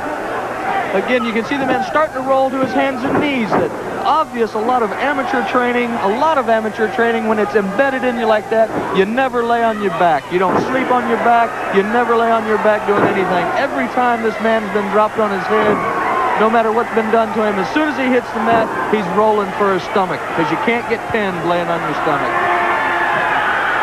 And the Road Warrior now presses him above his head. And Race came down, and you're right. He has hurt his leg earlier, and it's becoming increasingly obvious he's having a problem maintaining stability on that injured leg. Right there, the big man, the animal, going for a press slam. Of course, Harley's 275 pounds. He's been around a long time. When he was going up, he felt what he was doing, got his weight shifted backwards, got the man off balance, and he was unable to give him that slam. He did have him over his head, 275 pounds extended at length, but Harley was able to block it, drop behind him, and avoid coming down on his back. All right, the Hawk in there now. Ellering, I must say this about Ellering. There's a great difference in the way Ellering manages his men as opposed to Percy Pringle. Ellering much calmer, just as much intensity, I believe, but it's almost by thought process rather than by vocalizing. Ellering paces back and forth, but he is a stern disciplinarian. Now, don't go to Fifth City with Harley Race, or you're in a lot of trouble. There's no question about that. Full body slam on the man. Race rolls to one side. The Hawk came down on that elbow. Whoa, man. Both of them over that top rope. And the referee hurdled to one side.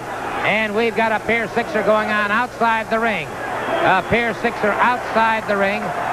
And the referee tolling the count. That's it. Both teams counted out. Both teams counted out. And we'll be back. We'll be back in just a moment.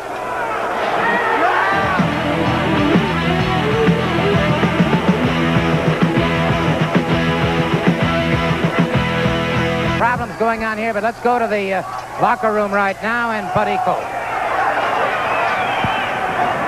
Tonight, Ric Flair, 3 times National Wrestling Alliance World Heavyweight Champion, will be putting that title on the line against Wahoo McDaniel. But tonight, rules will be slightly different. This will be a 2 out of 3 fall match with a 1-hour time limit. Wahoo McDaniel says there's not a man in the world that can defeat him 2 falls in one night. First of all, let's get one thing straight. Forget about being 3 times. I'm the current World Heavyweight Champion, the only World Heavyweight Champion, and that's all that matters right now. Tonight, right here in Tampa, Wahoo McDaniels, you got the match you wanted, 2 out of 3 falls. And if you tell the whole wrestling world that there isn't a man alive that can beat you 2 falls, I'm just going to have to prove you wrong. I'm the greatest conditioned athlete alive today. I'm Ric Flair, the world champion, a living legend, and right here in Tampa, Florida. Woo! Wahoo! I'm going to take it to you, brother. All night long. Well, that all remains to be seen very shortly. All right. All right, there you have it, the comments from Ric Flair, and the Road Warrior still in the ring. We'll be back in just a couple of minutes.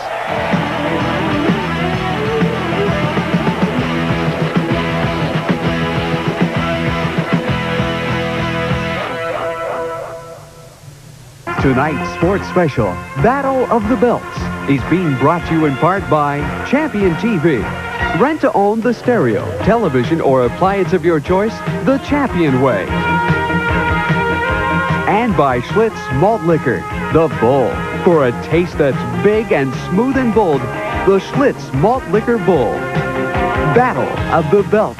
More action coming right up.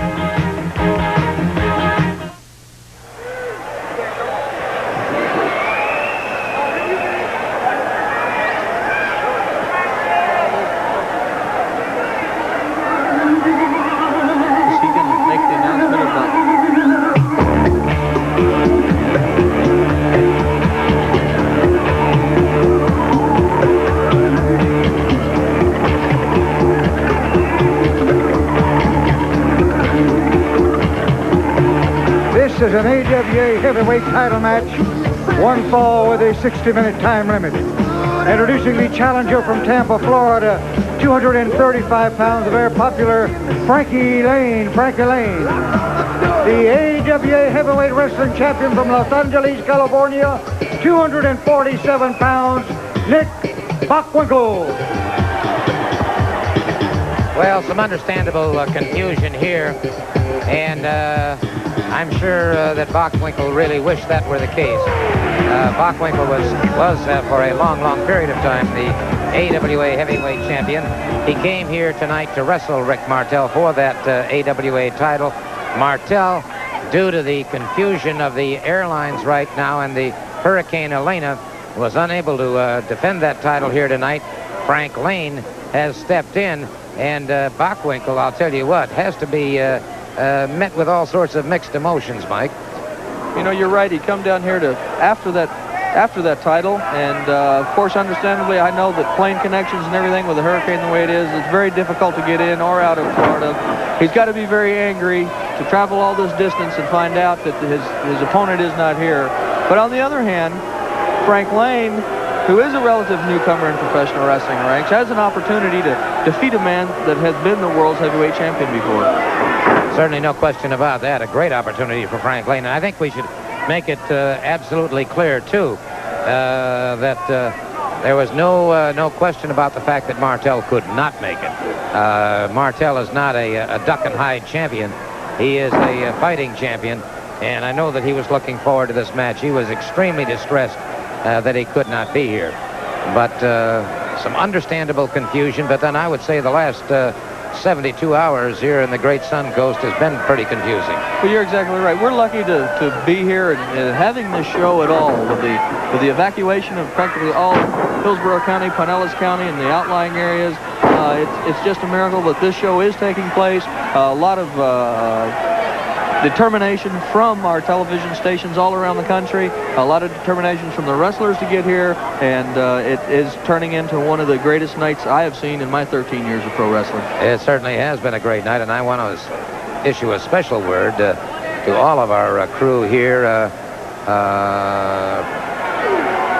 to every single one of them for doing an outstanding job, and they were working under extremely difficult circumstances because the University of South Florida was one of the evacuations. A beautiful move by Lane, cross body block, and Bockwinkel better not let his frustration of his correct opponent not being here get to him and get defeated in this match.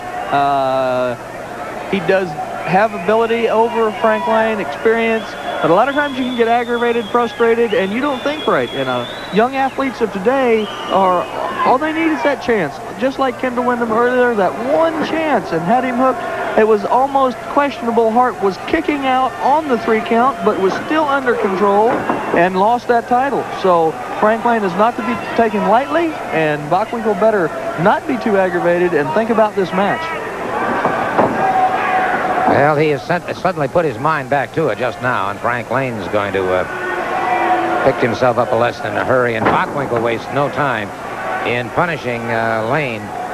Great opportunity for Frank Lane, but as Mike so aptly pointed out, Bockwinkel's got to be very careful, because if he were to be defeated by Lane, that would drop him, I would think, in the ratings once again. You're exactly right. To take a loss like that, it would drop him immensely. It wouldn't do that much for Frank because, other than his mental attitude and the confidence he would gain in himself, he's too young to have any long-term ratings yet, but it would definitely knock Bockwinkel down a step. In this particular case, you might say Frank's got everything to gain and almost nothing to lose. And he's acquitting himself extremely well. Again, ooh, Bockwinkel caught him coming in. A bit of that youthful inexperience showing there as Lane ducks away from that one, however. And that time, Bockwinkel, right in the abdominal wall, got the 3 count. Got the 3 count. And so Bockwinkel, well, I guess that will relieve some of his frustration. All right, right now, let's go to the locker room where we'll hear from the challenger, Wahoo McDaniels, who's interviewed by Coach John Heath. This is it. 2 out of 3 falls tonight. For you're the #1 contender of the National Wrestling Alliance Heavyweight Championship. For tonight, it's Ric Flair, and your thoughts on it. Well, you know, John, I got a 2 out of 3 fall match. I can't scream. It's my type of setup. I had to do a lot of screaming, hollering. I believe the fans need to know who the best man is. I said the best way to find out is 2 out of 3 falls. And like I said today, I don't think there's a man in the world today that can beat me 2 falls in one night. I know Ric Flair's ready. I know he's a great champion. But I think it's time for a change, and I can't think of a better place for a change than right here in Florida. We're going to find out in just a few minutes. We're going to find out right after we pause for these important messages. As he approaches the ring, we'll wait for him to get into the ring, and then we'll be back with the introductions after we pause for a couple of very important words.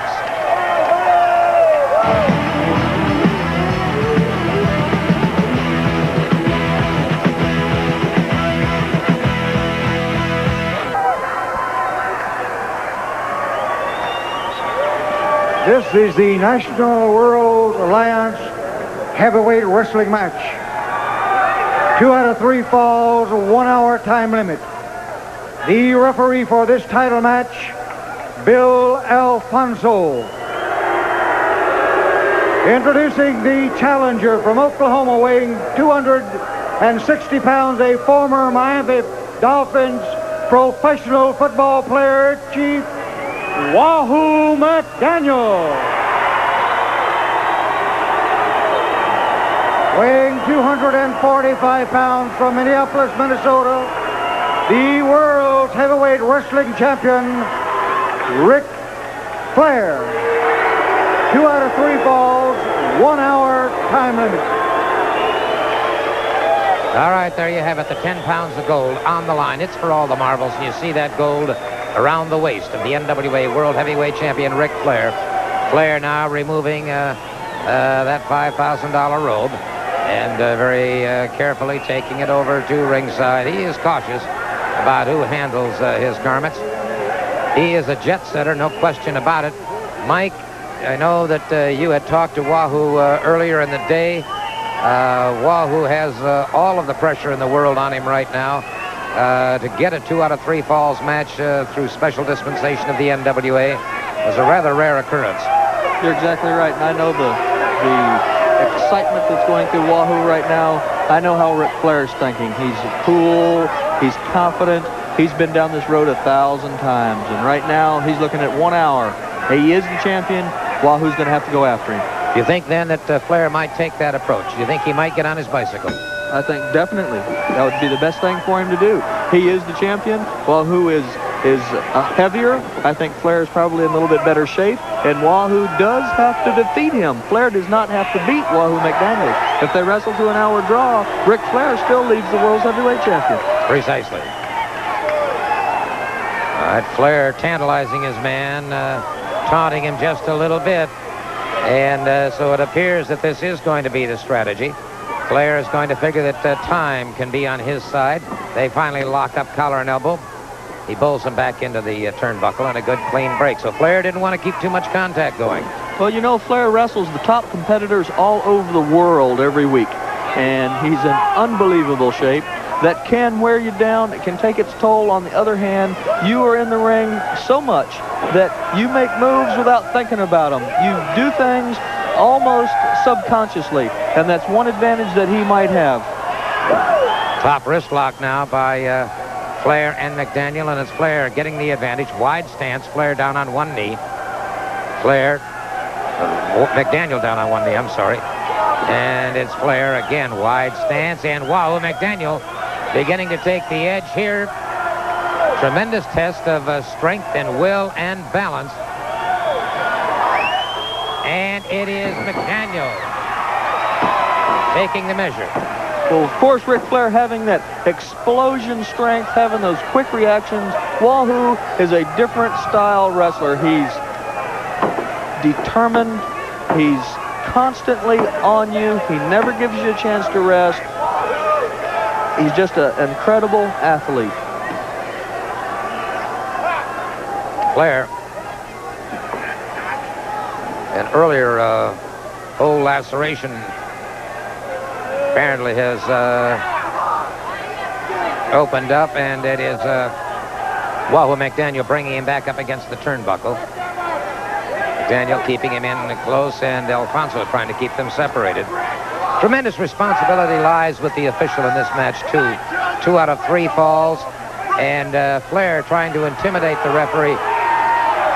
Alfonso may give away some size, but he's not going to be intimidated. You know, you're right. And I tell you, like you say, officiating in every sport is questioned. The calls in football and basketball, and if a man was safe or out playing baseball, the officials in every sport has their job cut out for them, and it's one that I wouldn't want to have.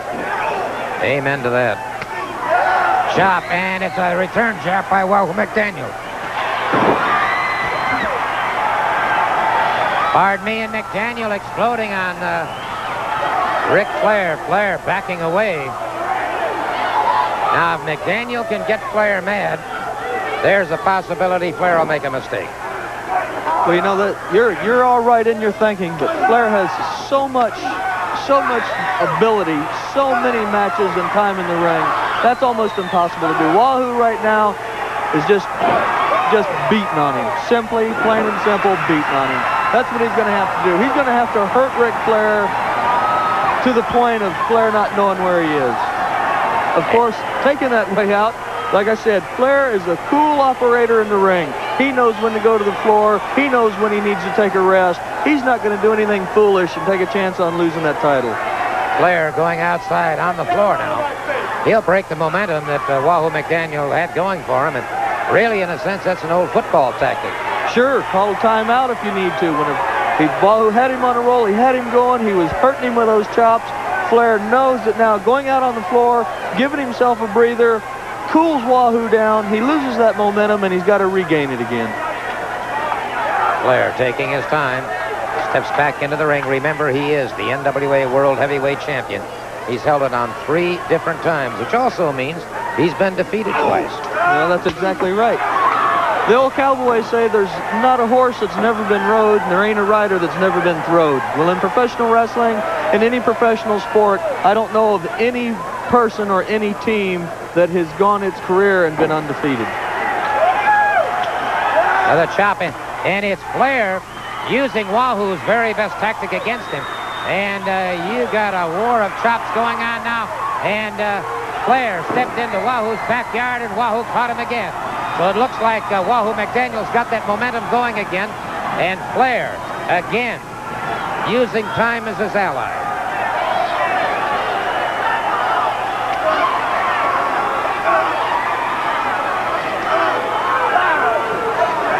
Wahoo McDaniel's hands probably feel like 10 or 12-pound steel plates hitting Flair in the chest. Flair retaliating, though, caught him with a knee lift into the rib section. And now Flair desperately trying to draw in some air. And Wahoo McDaniel back to his feet, caught with a chop and driven to the canvas. Flair, that's the flat of the foot. Well within the legal parameters of the sport. Uses the flat of the foot. McDaniel coming up very slowly. Front chancery now by Flair. Interesting thing about Flair, too. Here is a man who was literally born with a silver spoon in his mouth. Could have taken, I suppose, a lot of easier ways to become a professional in almost any area that he wanted to. But he chose, in my opinion, the toughest sport of all, and that's pro wrestling. You know, I feel that you made a good analysis right there from a very wealthy family. But, you know, when you've got that aggressiveness, when there's more in life than just earning a paycheck, then if you can do it, if you can be a pro wrestler, it feels so good to walk out of that ring with your hand in the air and know that you've won on your own. And when you get beat, there's nothing more disheartening to know that there was nobody you can blame it on. Nobody dropped the ball. Nobody missed the block. You got beat on your own. And the whole building full of people standing there watching you, it can sure take you down a notch. Flair just, and I'll tell you what, he let Alfonso know in a hurry, and Alfonso let him know in a hurry. And Alfonso letting him know the title's on the line, and he's not going to put up with any shenanigans from Flair. Well, I'll tell you what. He's got a lot of intestinal fortitude, Bill Alfonso. Well, he's got a lot of intestinal fortitude, but on the other hand, Ric Flair would have to be a fool to take a chance on losing one of the falls by intentionally hitting the referee, and that's exactly what would happen. All it would take is one intentional punch to the referee. He would lose one of the falls, which would mean Wahoo would already have won one and hadn't really defeated him yet. Excellent point and well taken, and it is Wahoo McDaniel with that momentum going once again and again. Flair outside the ring and over that barrier rail. Flair has been stung and stung badly, but there he is, a champion charging the ring once again. You know, Gene Kaninsky, former world's heavyweight champion, was noted for stepping out of the ring like that. I watched him wrestle my father 2 or 3 times, and whenever I thought Dad had him and was going to beat him, Kaninsky'd slide out on the floor. No, it not only breaks your timing in the ring and your mental thought, but it's just aggravating, and that's exactly what Flair's doing. He's taking advantage of that floor time. He knows that he's got 1 hour. If he can stay out there 1 hour and not get defeated, he's going to leave this building the world's heavyweight champion. And Flair, although we don't see any evidence, any swelling, but he keeps going back to his nose, and it's possible that one of those chops has broken that nose or else bruised it so badly that he may think it's broken. You know, that's right. Whenever you're in the ring, your mental attitude and your physical conditioning, and you want to break one of those down. The man in the better shape is usually 9 times out of 10 going to win, because when you're tired and exhausted, you can't think, and when you can't think, you're definitely in trouble. Beautiful drop toe hold by Wahoo McDaniel as Flair tried to come across with a shoulder block, and McDaniel now cinches down on that leg, and so Flair's got a problem.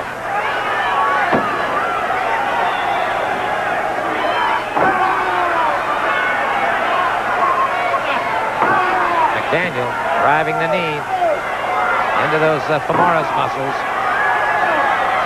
and I'm going to be curious to see just how well Flair is going to function on that leg if and when he gets away from this hold. You know, pain is nothing new to either one of these men. You can see it in their faces. They're 2 war horses. They're used to being hurt. They knew when they were in the locker rooms getting ready to go in the ring, this was going to be no stroll through the park. They've had some of the toughest, hardest matches that I've ever seen, and they both knew what they were in for. And right now, it's a matter of who is in the best condition and who has the most determination to win. Right now, Wahoo McDaniel's doing exactly what he should. He's trying to weaken Ric Flair, working on his leg, trying to get the man injured, because if Flair can dance and move and stay away from him, he's not going to be able to beat him in that hour. He's going to have to slow Flair down. He's going to have to injure him, and that's exactly what he's doing now. Flair making it into those ring ropes, and that'll force the break, and that's exactly what it's done. However, McDaniel did not totally separate from him, brings Flair back into the ring, and Flair having a real problem with that left leg. Flair scooting away from him now. Wahoo right back after that leg. And the referee checking those shoulders right down on top of him. I'll tell you what, our Our two cameramen at ringside are taking their lives into their hands. During that Hanson Warrior battle, a couple of them almost got knocked down. But they are giving us tremendous ringside coverage, no question about it. They sure are. They're in there on all the close shots they can get. And like you say, you never know what these men are going to do. You can have 250 pounds flying out over that top rope coming down at you in a matter of a heartbeat. So they're really doing an excellent job in this filming. And this is footage that's going to go down in wrestling history. Wahoo taking a hard chop to the throat and chest. You can see the pain coming over his face right now, almost like he's stunned and doesn't know where he is. Snap there now by Flair has Wahoo McDaniel back to the canvas again. And Flair having troubles with that leg, no question about it. We saw him hopping back into that corner. Came down, Wahoo McDaniel playing a bit of possum there, if you will. And rolled right out of the way and went right back after him. A toe hold now on that left leg. That twists the knee once again. Twists the ankle, puts more pressure on those femoris muscles.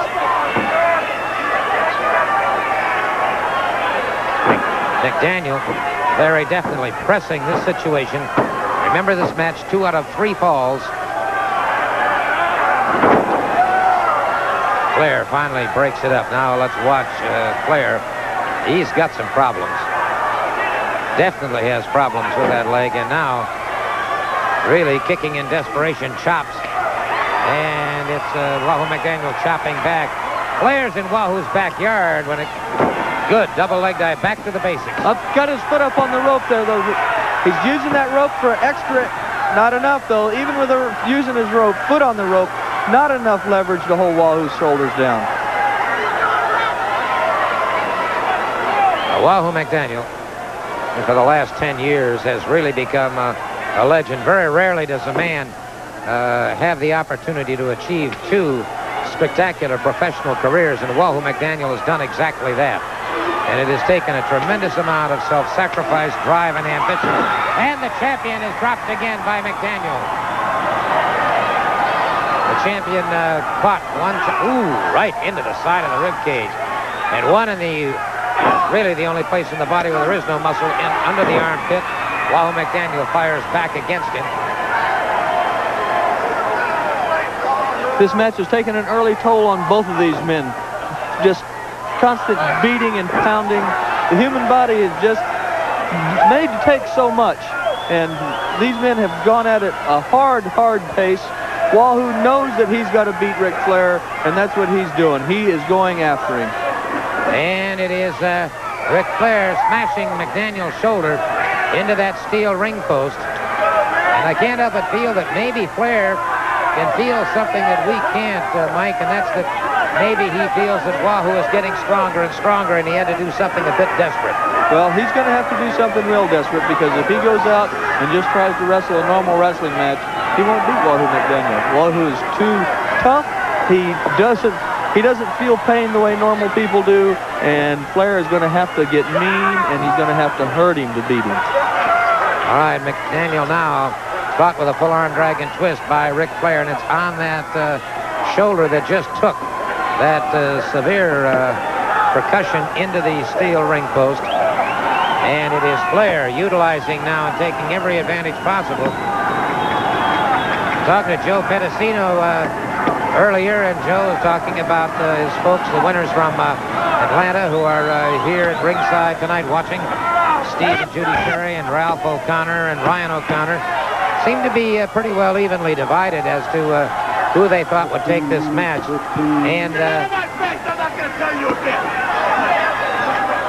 Flair unhappy about the camera in his face.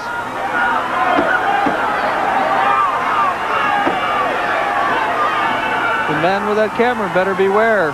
Flair's not one to play with like that. It's like sticking your hand over the cage of a lion and saying, "Come on, smack me." Yeah, you're exactly right. You know, we told you the burner was hot. Don't put your hand on it. That's right. Right now, Ric Flair in complete control, using his weight, keeping Wahoo pinned to the mat, putting a lot of pressure on that shoulder of which he has injured. It's hard to fight, or it's hard to wrestle. It's hard to do anything when you've got one arm very, very severely injured. Ric Flair knows that. Ric Flair has wrestled injured before. Like I said earlier, this is no new game to Ric Flair. He knows exactly what he's doing. He's got his strategy plan. He knows that he's got to stay in there, that he's got to keep Wahoo McDaniels under control. If a pinfall or a submission comes along for him, that's fine. But it's got to come for Wahoo McDaniels because he has to defeat Ric Flair. Referee told him to count on Flair to break that hold. And Flair is using anything that he can do now to continue to punish that left arm.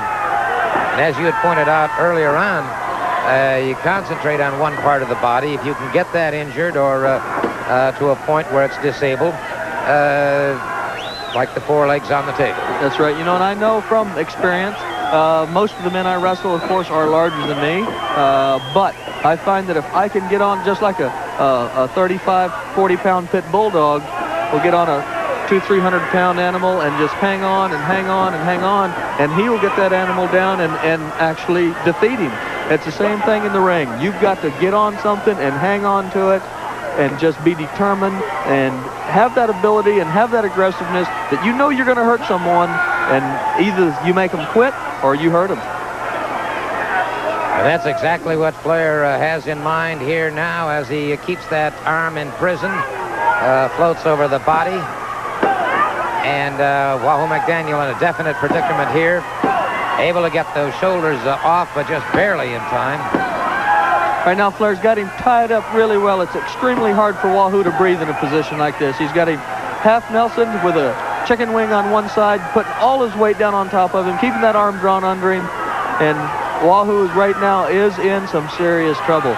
He better come out of that. Best thing he could do is try right there. Right there. He could have single-legged Ric Flair, taken him down, gone back to the leg that he was working on earlier, and at least got a breather. At least let that shoulder rest a little bit. But unfortunately, that is not the case. And once again, it is Ric Flair, the NWA World Heavyweight Champion, applying even more pressure to that shoulder. Well, it's easy for me to sit out here and say he should have done this and should have done that. When you're in that ring and it feels like you're about to have your arm pulled off your shoulder, you're not thinking all the time the way you should. So I'm sitting out here nice and fresh in a nice air-conditioned gym looking at this and saying, oh, yeah, he should do this and he should do that. Well, I really shouldn't take that, that liberty because it's not that easy. Well, by the same token, Mike, you have been there, and so you do know what things have to be done, and some things have to become almost instinctive. But right now, it's Ric Flair just issuing an awful lot of punishment to a prone Wahoo McDaniel. And McDaniel, as they say, in a world of hurt right now.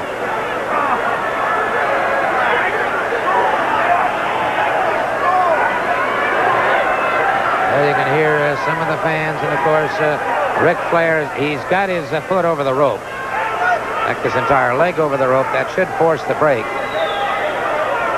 And it is McDaniel coming up very, very slowly.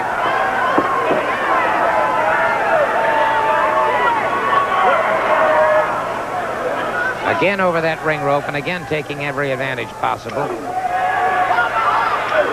And Flair now with some forearms into the chest of Wahoo McDaniel.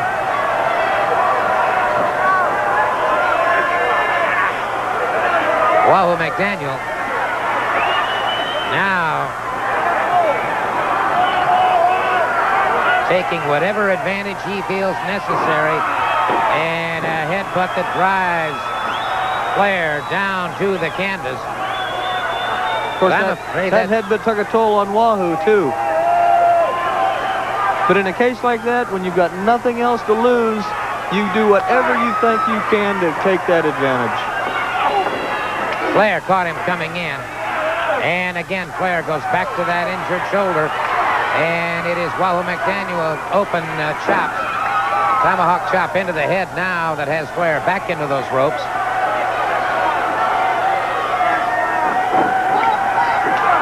Caught him with a chop, and Flair's eyes crossed. Flair's eyes went blank. Almost for that 3 count, but not quite enough. He's beat on Flair, pounded on him. He's got all his weight on him. He's got his wrist locked right there, but Flair's still managing to get that shoulder up. Flair, let's check it out. Apparently had his foot on the rope, and so the referee called for the break. Wahoo broke and gave him a little present as he broke.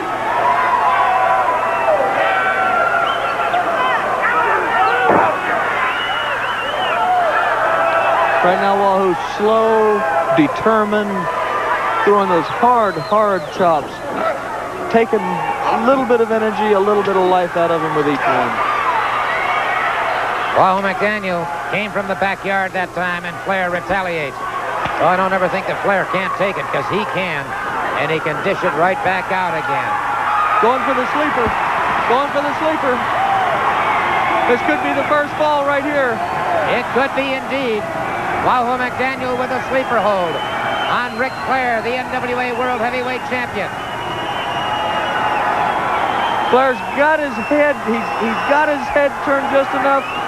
Wahoo doesn't have both sides of the neck. It'll take twice as long to put a man out like this.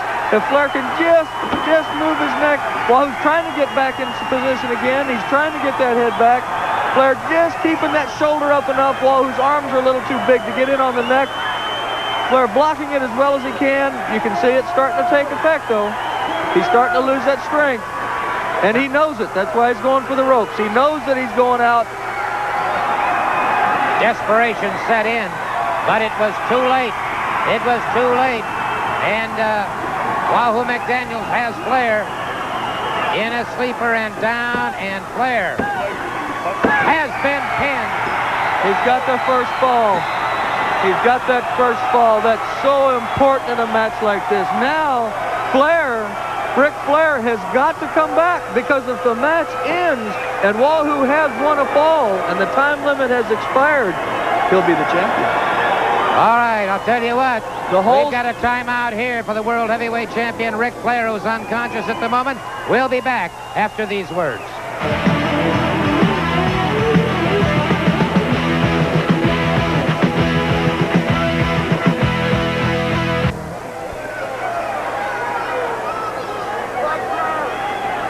All right, well, it looks to me time has returned now, and Mike, it looks to me like Flair, and he's been hurt, is going to have to change his strategy. He's got to go after Wahoo now. That's right. The whole strategy of this match changes.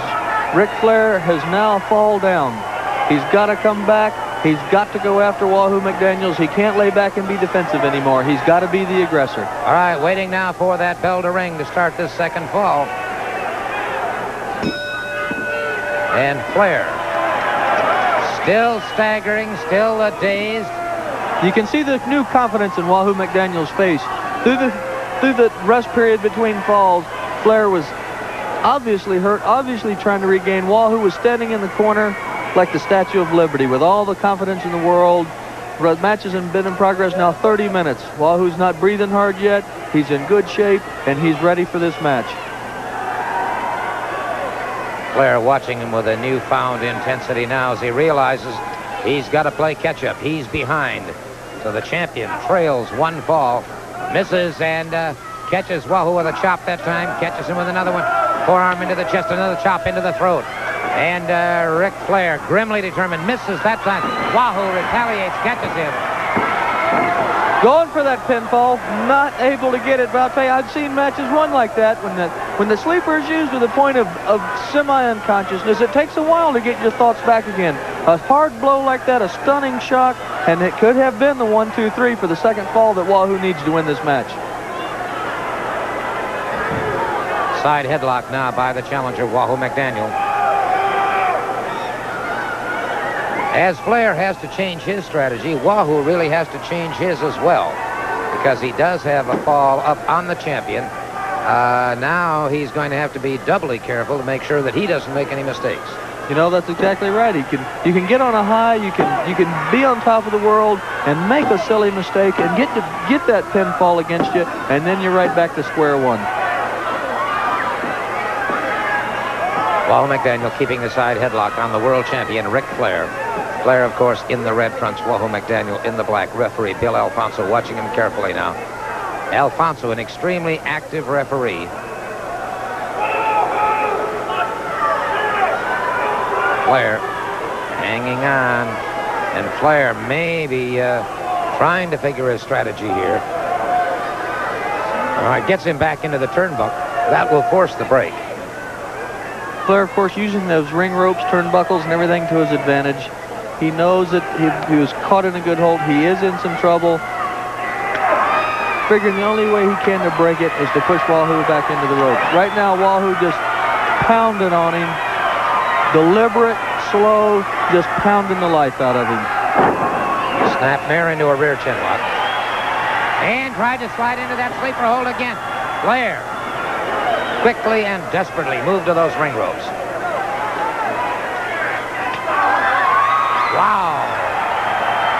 Flair chopped right over those ropes. And admonishment here by the referee. Boy, that's dangerous when you get knocked over like that backwards. That railing around the ring, you're falling, 9-10 feet upside down. Your leg hits that steel railing on the outside. It's broken immediately. Flair now pulling Wahoo McDaniel partially outside the ring and then punishing that left leg on the ring apron itself. By the way, that's angle iron underneath the ring mat itself. And now it is Flair punishing that leg against the steel ring post. Flair using everything he can to try to take the advantage, using the ring post, the ring ropes, the ring apron.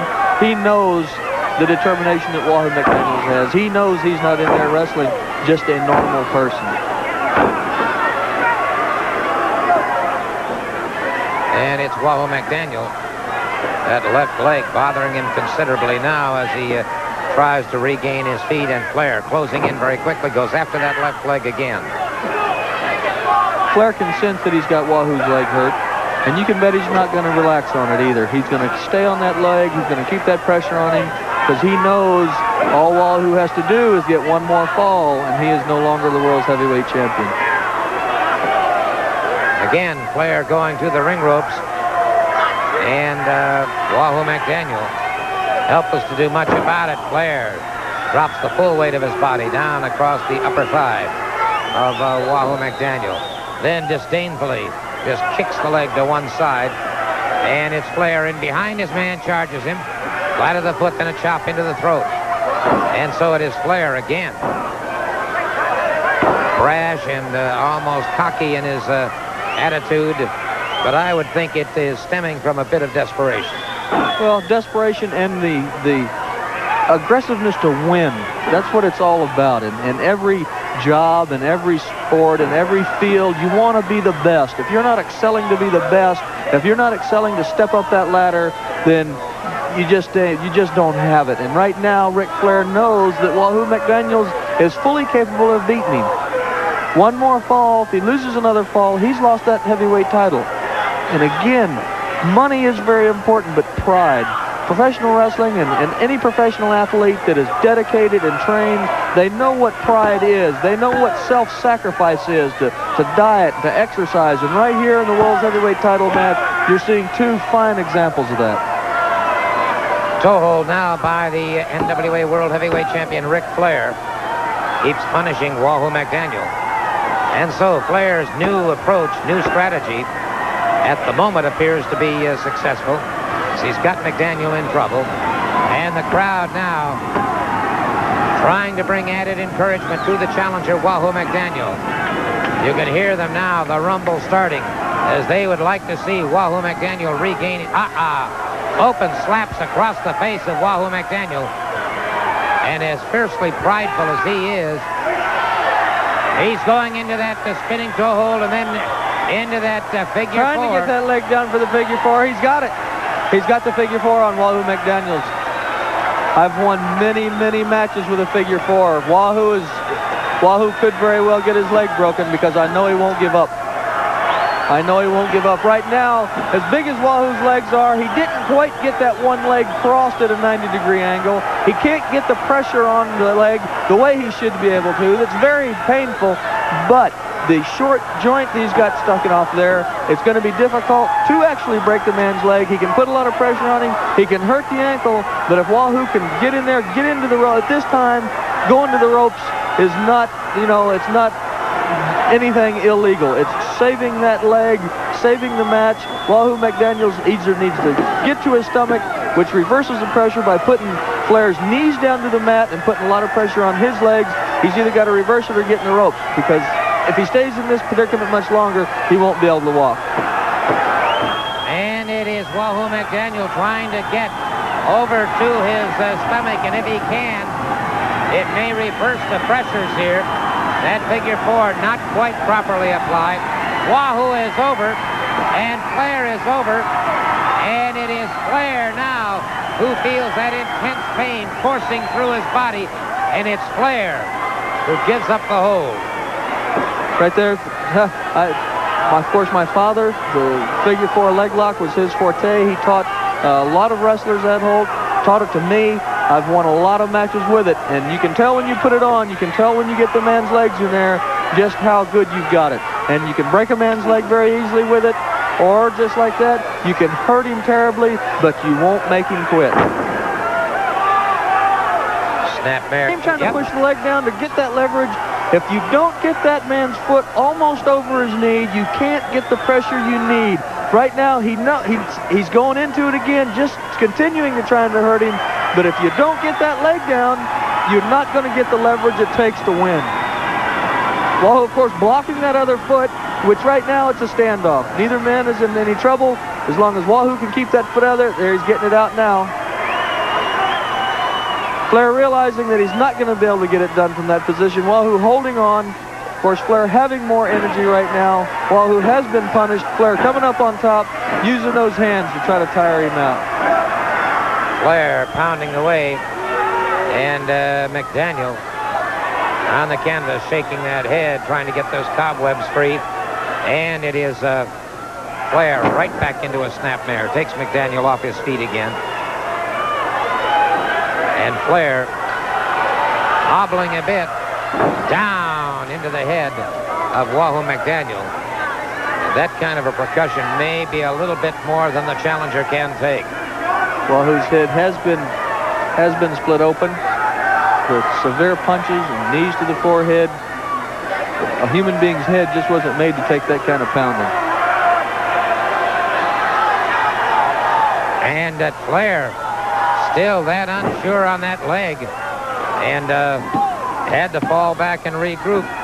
Wahoo getting that shoulder up, but you better get up off there. Better get that hand out. Getting that shoulder just off the mat. Of course, that's all it takes is just an inch, a quarter of an inch, just daylight between the shoulder and the mat, and that stops the count. And it is Flair down across the head once again of Wahoo McDaniel. Got the shoulder up. Got the shoulder up. 1, 2, and again. Bringing that head up, bringing that head and shoulder up. A lot of times, Gordon, you get so tired and you're so hurt that you just can't move. But he's moving enough to break that count, and that's all that counts right now. Suplex by Wahoo McDaniel, hooking that far leg. Ric Flair always hooking the leg, in control of the arm, his weight on his chest, hooking that leg to keep him from bridging up. Wahoo being able to get that shoulder blade up off the mat and save the count. Going in for the stretch. Wahoo's a big man, though. He's big and strong, but Rick is successful in getting it on him, working on that breathing, trying to wear him out. He knows that the time is counting down. He knows the time is counting down. He knows he's going to have to wear him out, and that's exactly what he's trying to do right now. Wahoo McDaniel withstanding a lot of pain and a lot of pressure as those muscles are being pulled in the wrong direction. Wahoo McDaniel trapped in that hold, and now you can hear this crowd coming alive as they are solidly in the corner of one Wahoo McDaniel. They'd like to see him break free from this and now do what could be considered almost the impossible thing. That would be to score that second pinfall and take away this end. And going down into almost a guillotine, a crossbody ride, trying to get Wahoo's shoulders down. Wahoo gets into the ropes and breaks the count. So Wahoo now utilizing the ring ropes as an ally, and I can't say that I blame him. Not at all. At this point in the match, Ric Flair's done everything he can do to try to win. He's used the ropes, the ring apron, the posts, and everything else. Wahoo saving himself right there, getting his leg in the ropes. There's nothing wrong with that. Wahoo chopping back into the chest of Ric Flair firing with a tremendous forearm, then a chop into the chest. Wahoo fires back again and again. Wahoo! That one came from the backyard and staggers the champion. The champion's eyes crossing. Almost 45 minutes into the match. 45 minutes of just beating and pounding and tearing and moving. It amazes me to sit out. I've wrestled plenty of hour matches, and when you're in there, you know you're getting tired, you know you're hurt, but you don't realize how long that time is. And sitting out here like we are, it seems like they've been in there for a week already. Chops back and forth. And, ooh, referee knocked to one side, caught one right in the side of the rib cage. And it is a Ric Flair, an Irish whip. Wahoo McDaniel hooks him into a slide. He's got him down. He's got him.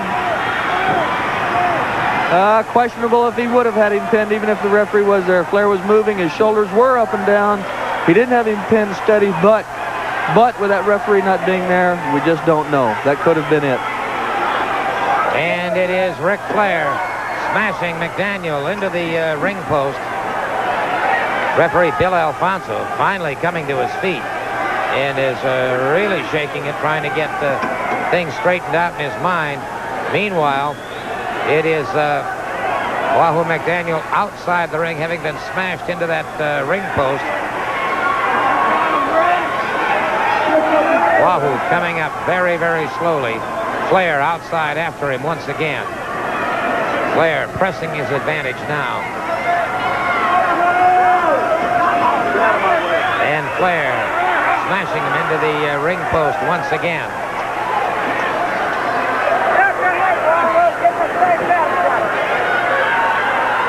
Wahoo back into the ring, and of course that's where Flair wants him.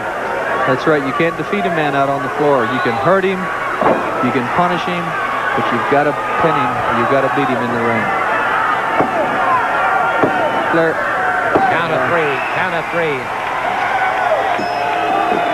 It's all tied up, one fall apiece.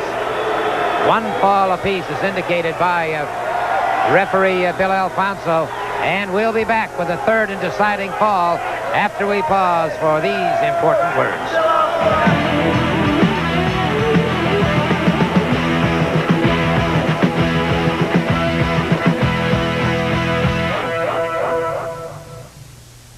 Checked the head of Wahoo McDaniel. That steel ring post had taken its toll, and McDaniel has been pretty badly lacerated. The referee checked and asked Wahoo if he wanted to stop, and obviously the answer was absolutely not. As long as he can able to breathe, he's not going to stop. Waiting now for the bell to ring to commence the third and final deciding fall of this match. 2 out of 3 falls. Each man holds 1 fall. 1 fall each. This is the third and determining fall. And it is Flair charging in. Knee to the rib cage. Tries to set him. Good block in. It's Wahoo McDaniel getting the souffle. Right now, Ric Flair could be in more trouble than ever before, because you know when you get an animal hurt or you get a human being hurt, things come out of them that they normally wouldn't do. They respond differently. Their thinking is different. And Wahoo McDaniel knows that he's hurt. He knows that he's going to have to win this match. And the only way he's going to be able to do it is by going after Ric Flair in a whole different manner than he has so far. And Flair now hurdles him through the ropes and now takes him back. And this time, it's Wahoo McDaniel retaliating. Wahoo McDaniel jamming the head of Ric Flair into that steel ring post. And Flair taking a severe blow to the head. Blocks that time, fires away to the midsection. Wahoo McDaniel fires back at him and drives him into that post once again. Tried to get his hand up there. How effective it was, I don't know. But nonetheless, Flair's face is now becoming a crimson mask as he too has felt the sting of that steel on his head. That's exactly what I was saying. Wahoo McDaniel has tried to wrestle. He's tried to do everything correctly. Ric Flair's the one that decided to take him outside and run his head into the post. But when he tried it the second time, Wahoo had already been that route once. got his leg up and blocked it. Flair left himself wide open. And believe me, anybody can run into that post all the times they want to. That pole is not going to move, and it's not going to bend. It's going to break whatever runs into it. In this particular case, it's been a pair of heads. Chop into the throat of Flair, and Flair, the champion, in trouble. Comes through underneath that bottom rope. And Flair now imploring Wahoo not to punish him anymore, but Wahoo McDaniel closes in once again. Flair, the champion, in a lot of trouble now. Second breath coming in. That second wind. Wahoo McDaniel, you can feel it. The people in the building can feel it. He knows he's got Flair hurt. He knows this is a chance of a lifetime. Going back for that sleeper that he won the first fall with. He's got him. If he can just hold him. If he can just hold him. Question now is Ric Flair. He knows what happened to him early on. And he has to feel darkness closing in as Wahoo McDaniel continues to mount pressure on that sleeper. Flair desperately trying to twist his head, twist his body, get to those ring ropes, anything to break this hold. And Flair. It worked once. It worked for him once. Is he going to do it? Is lightning going to strike twice? He's going down. He is beginning to fade. The arms of Morpheus closing. And no, sir, he got that turnbuckle. Wahoo McDaniel not aware of the fact he had that sleeper hold on like a pit bull. He was not going to give it up. I don't believe he was even aware of the fact. He was probably stunned when he came backwards. And, all right. Ric Flair has successfully, but perhaps unknowingly defended his world title. We'll be back with a wrap-up right after these words.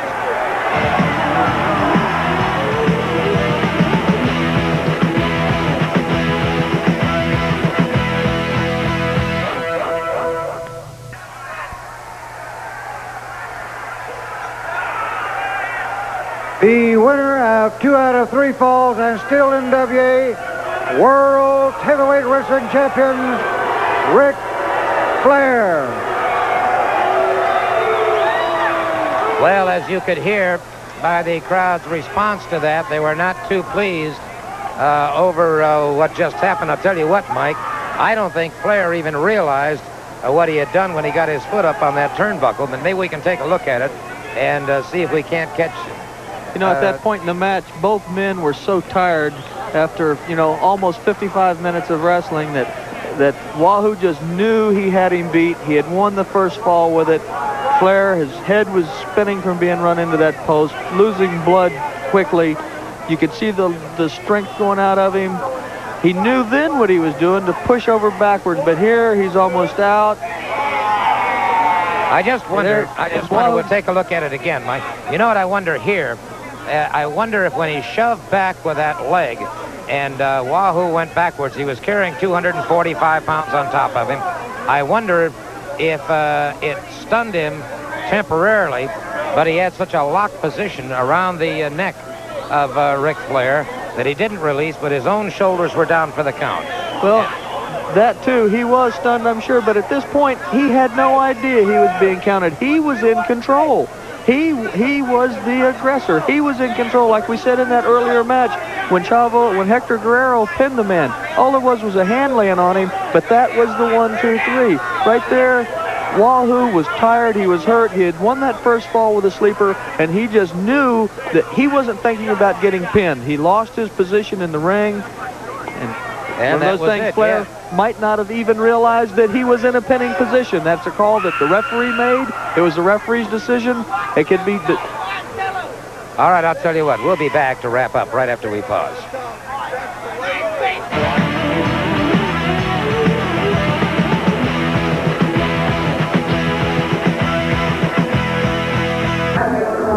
Go, John. 10,000 disappointed fans, and I'm sure you are too, Wahoo. What's the future hold? Well, John, I'm down, but I'm not out. You know, I had my chance. Evidently, I didn't take good advantage of it, but I'll tell you one thing, Flair, I'll be back. That's all from here.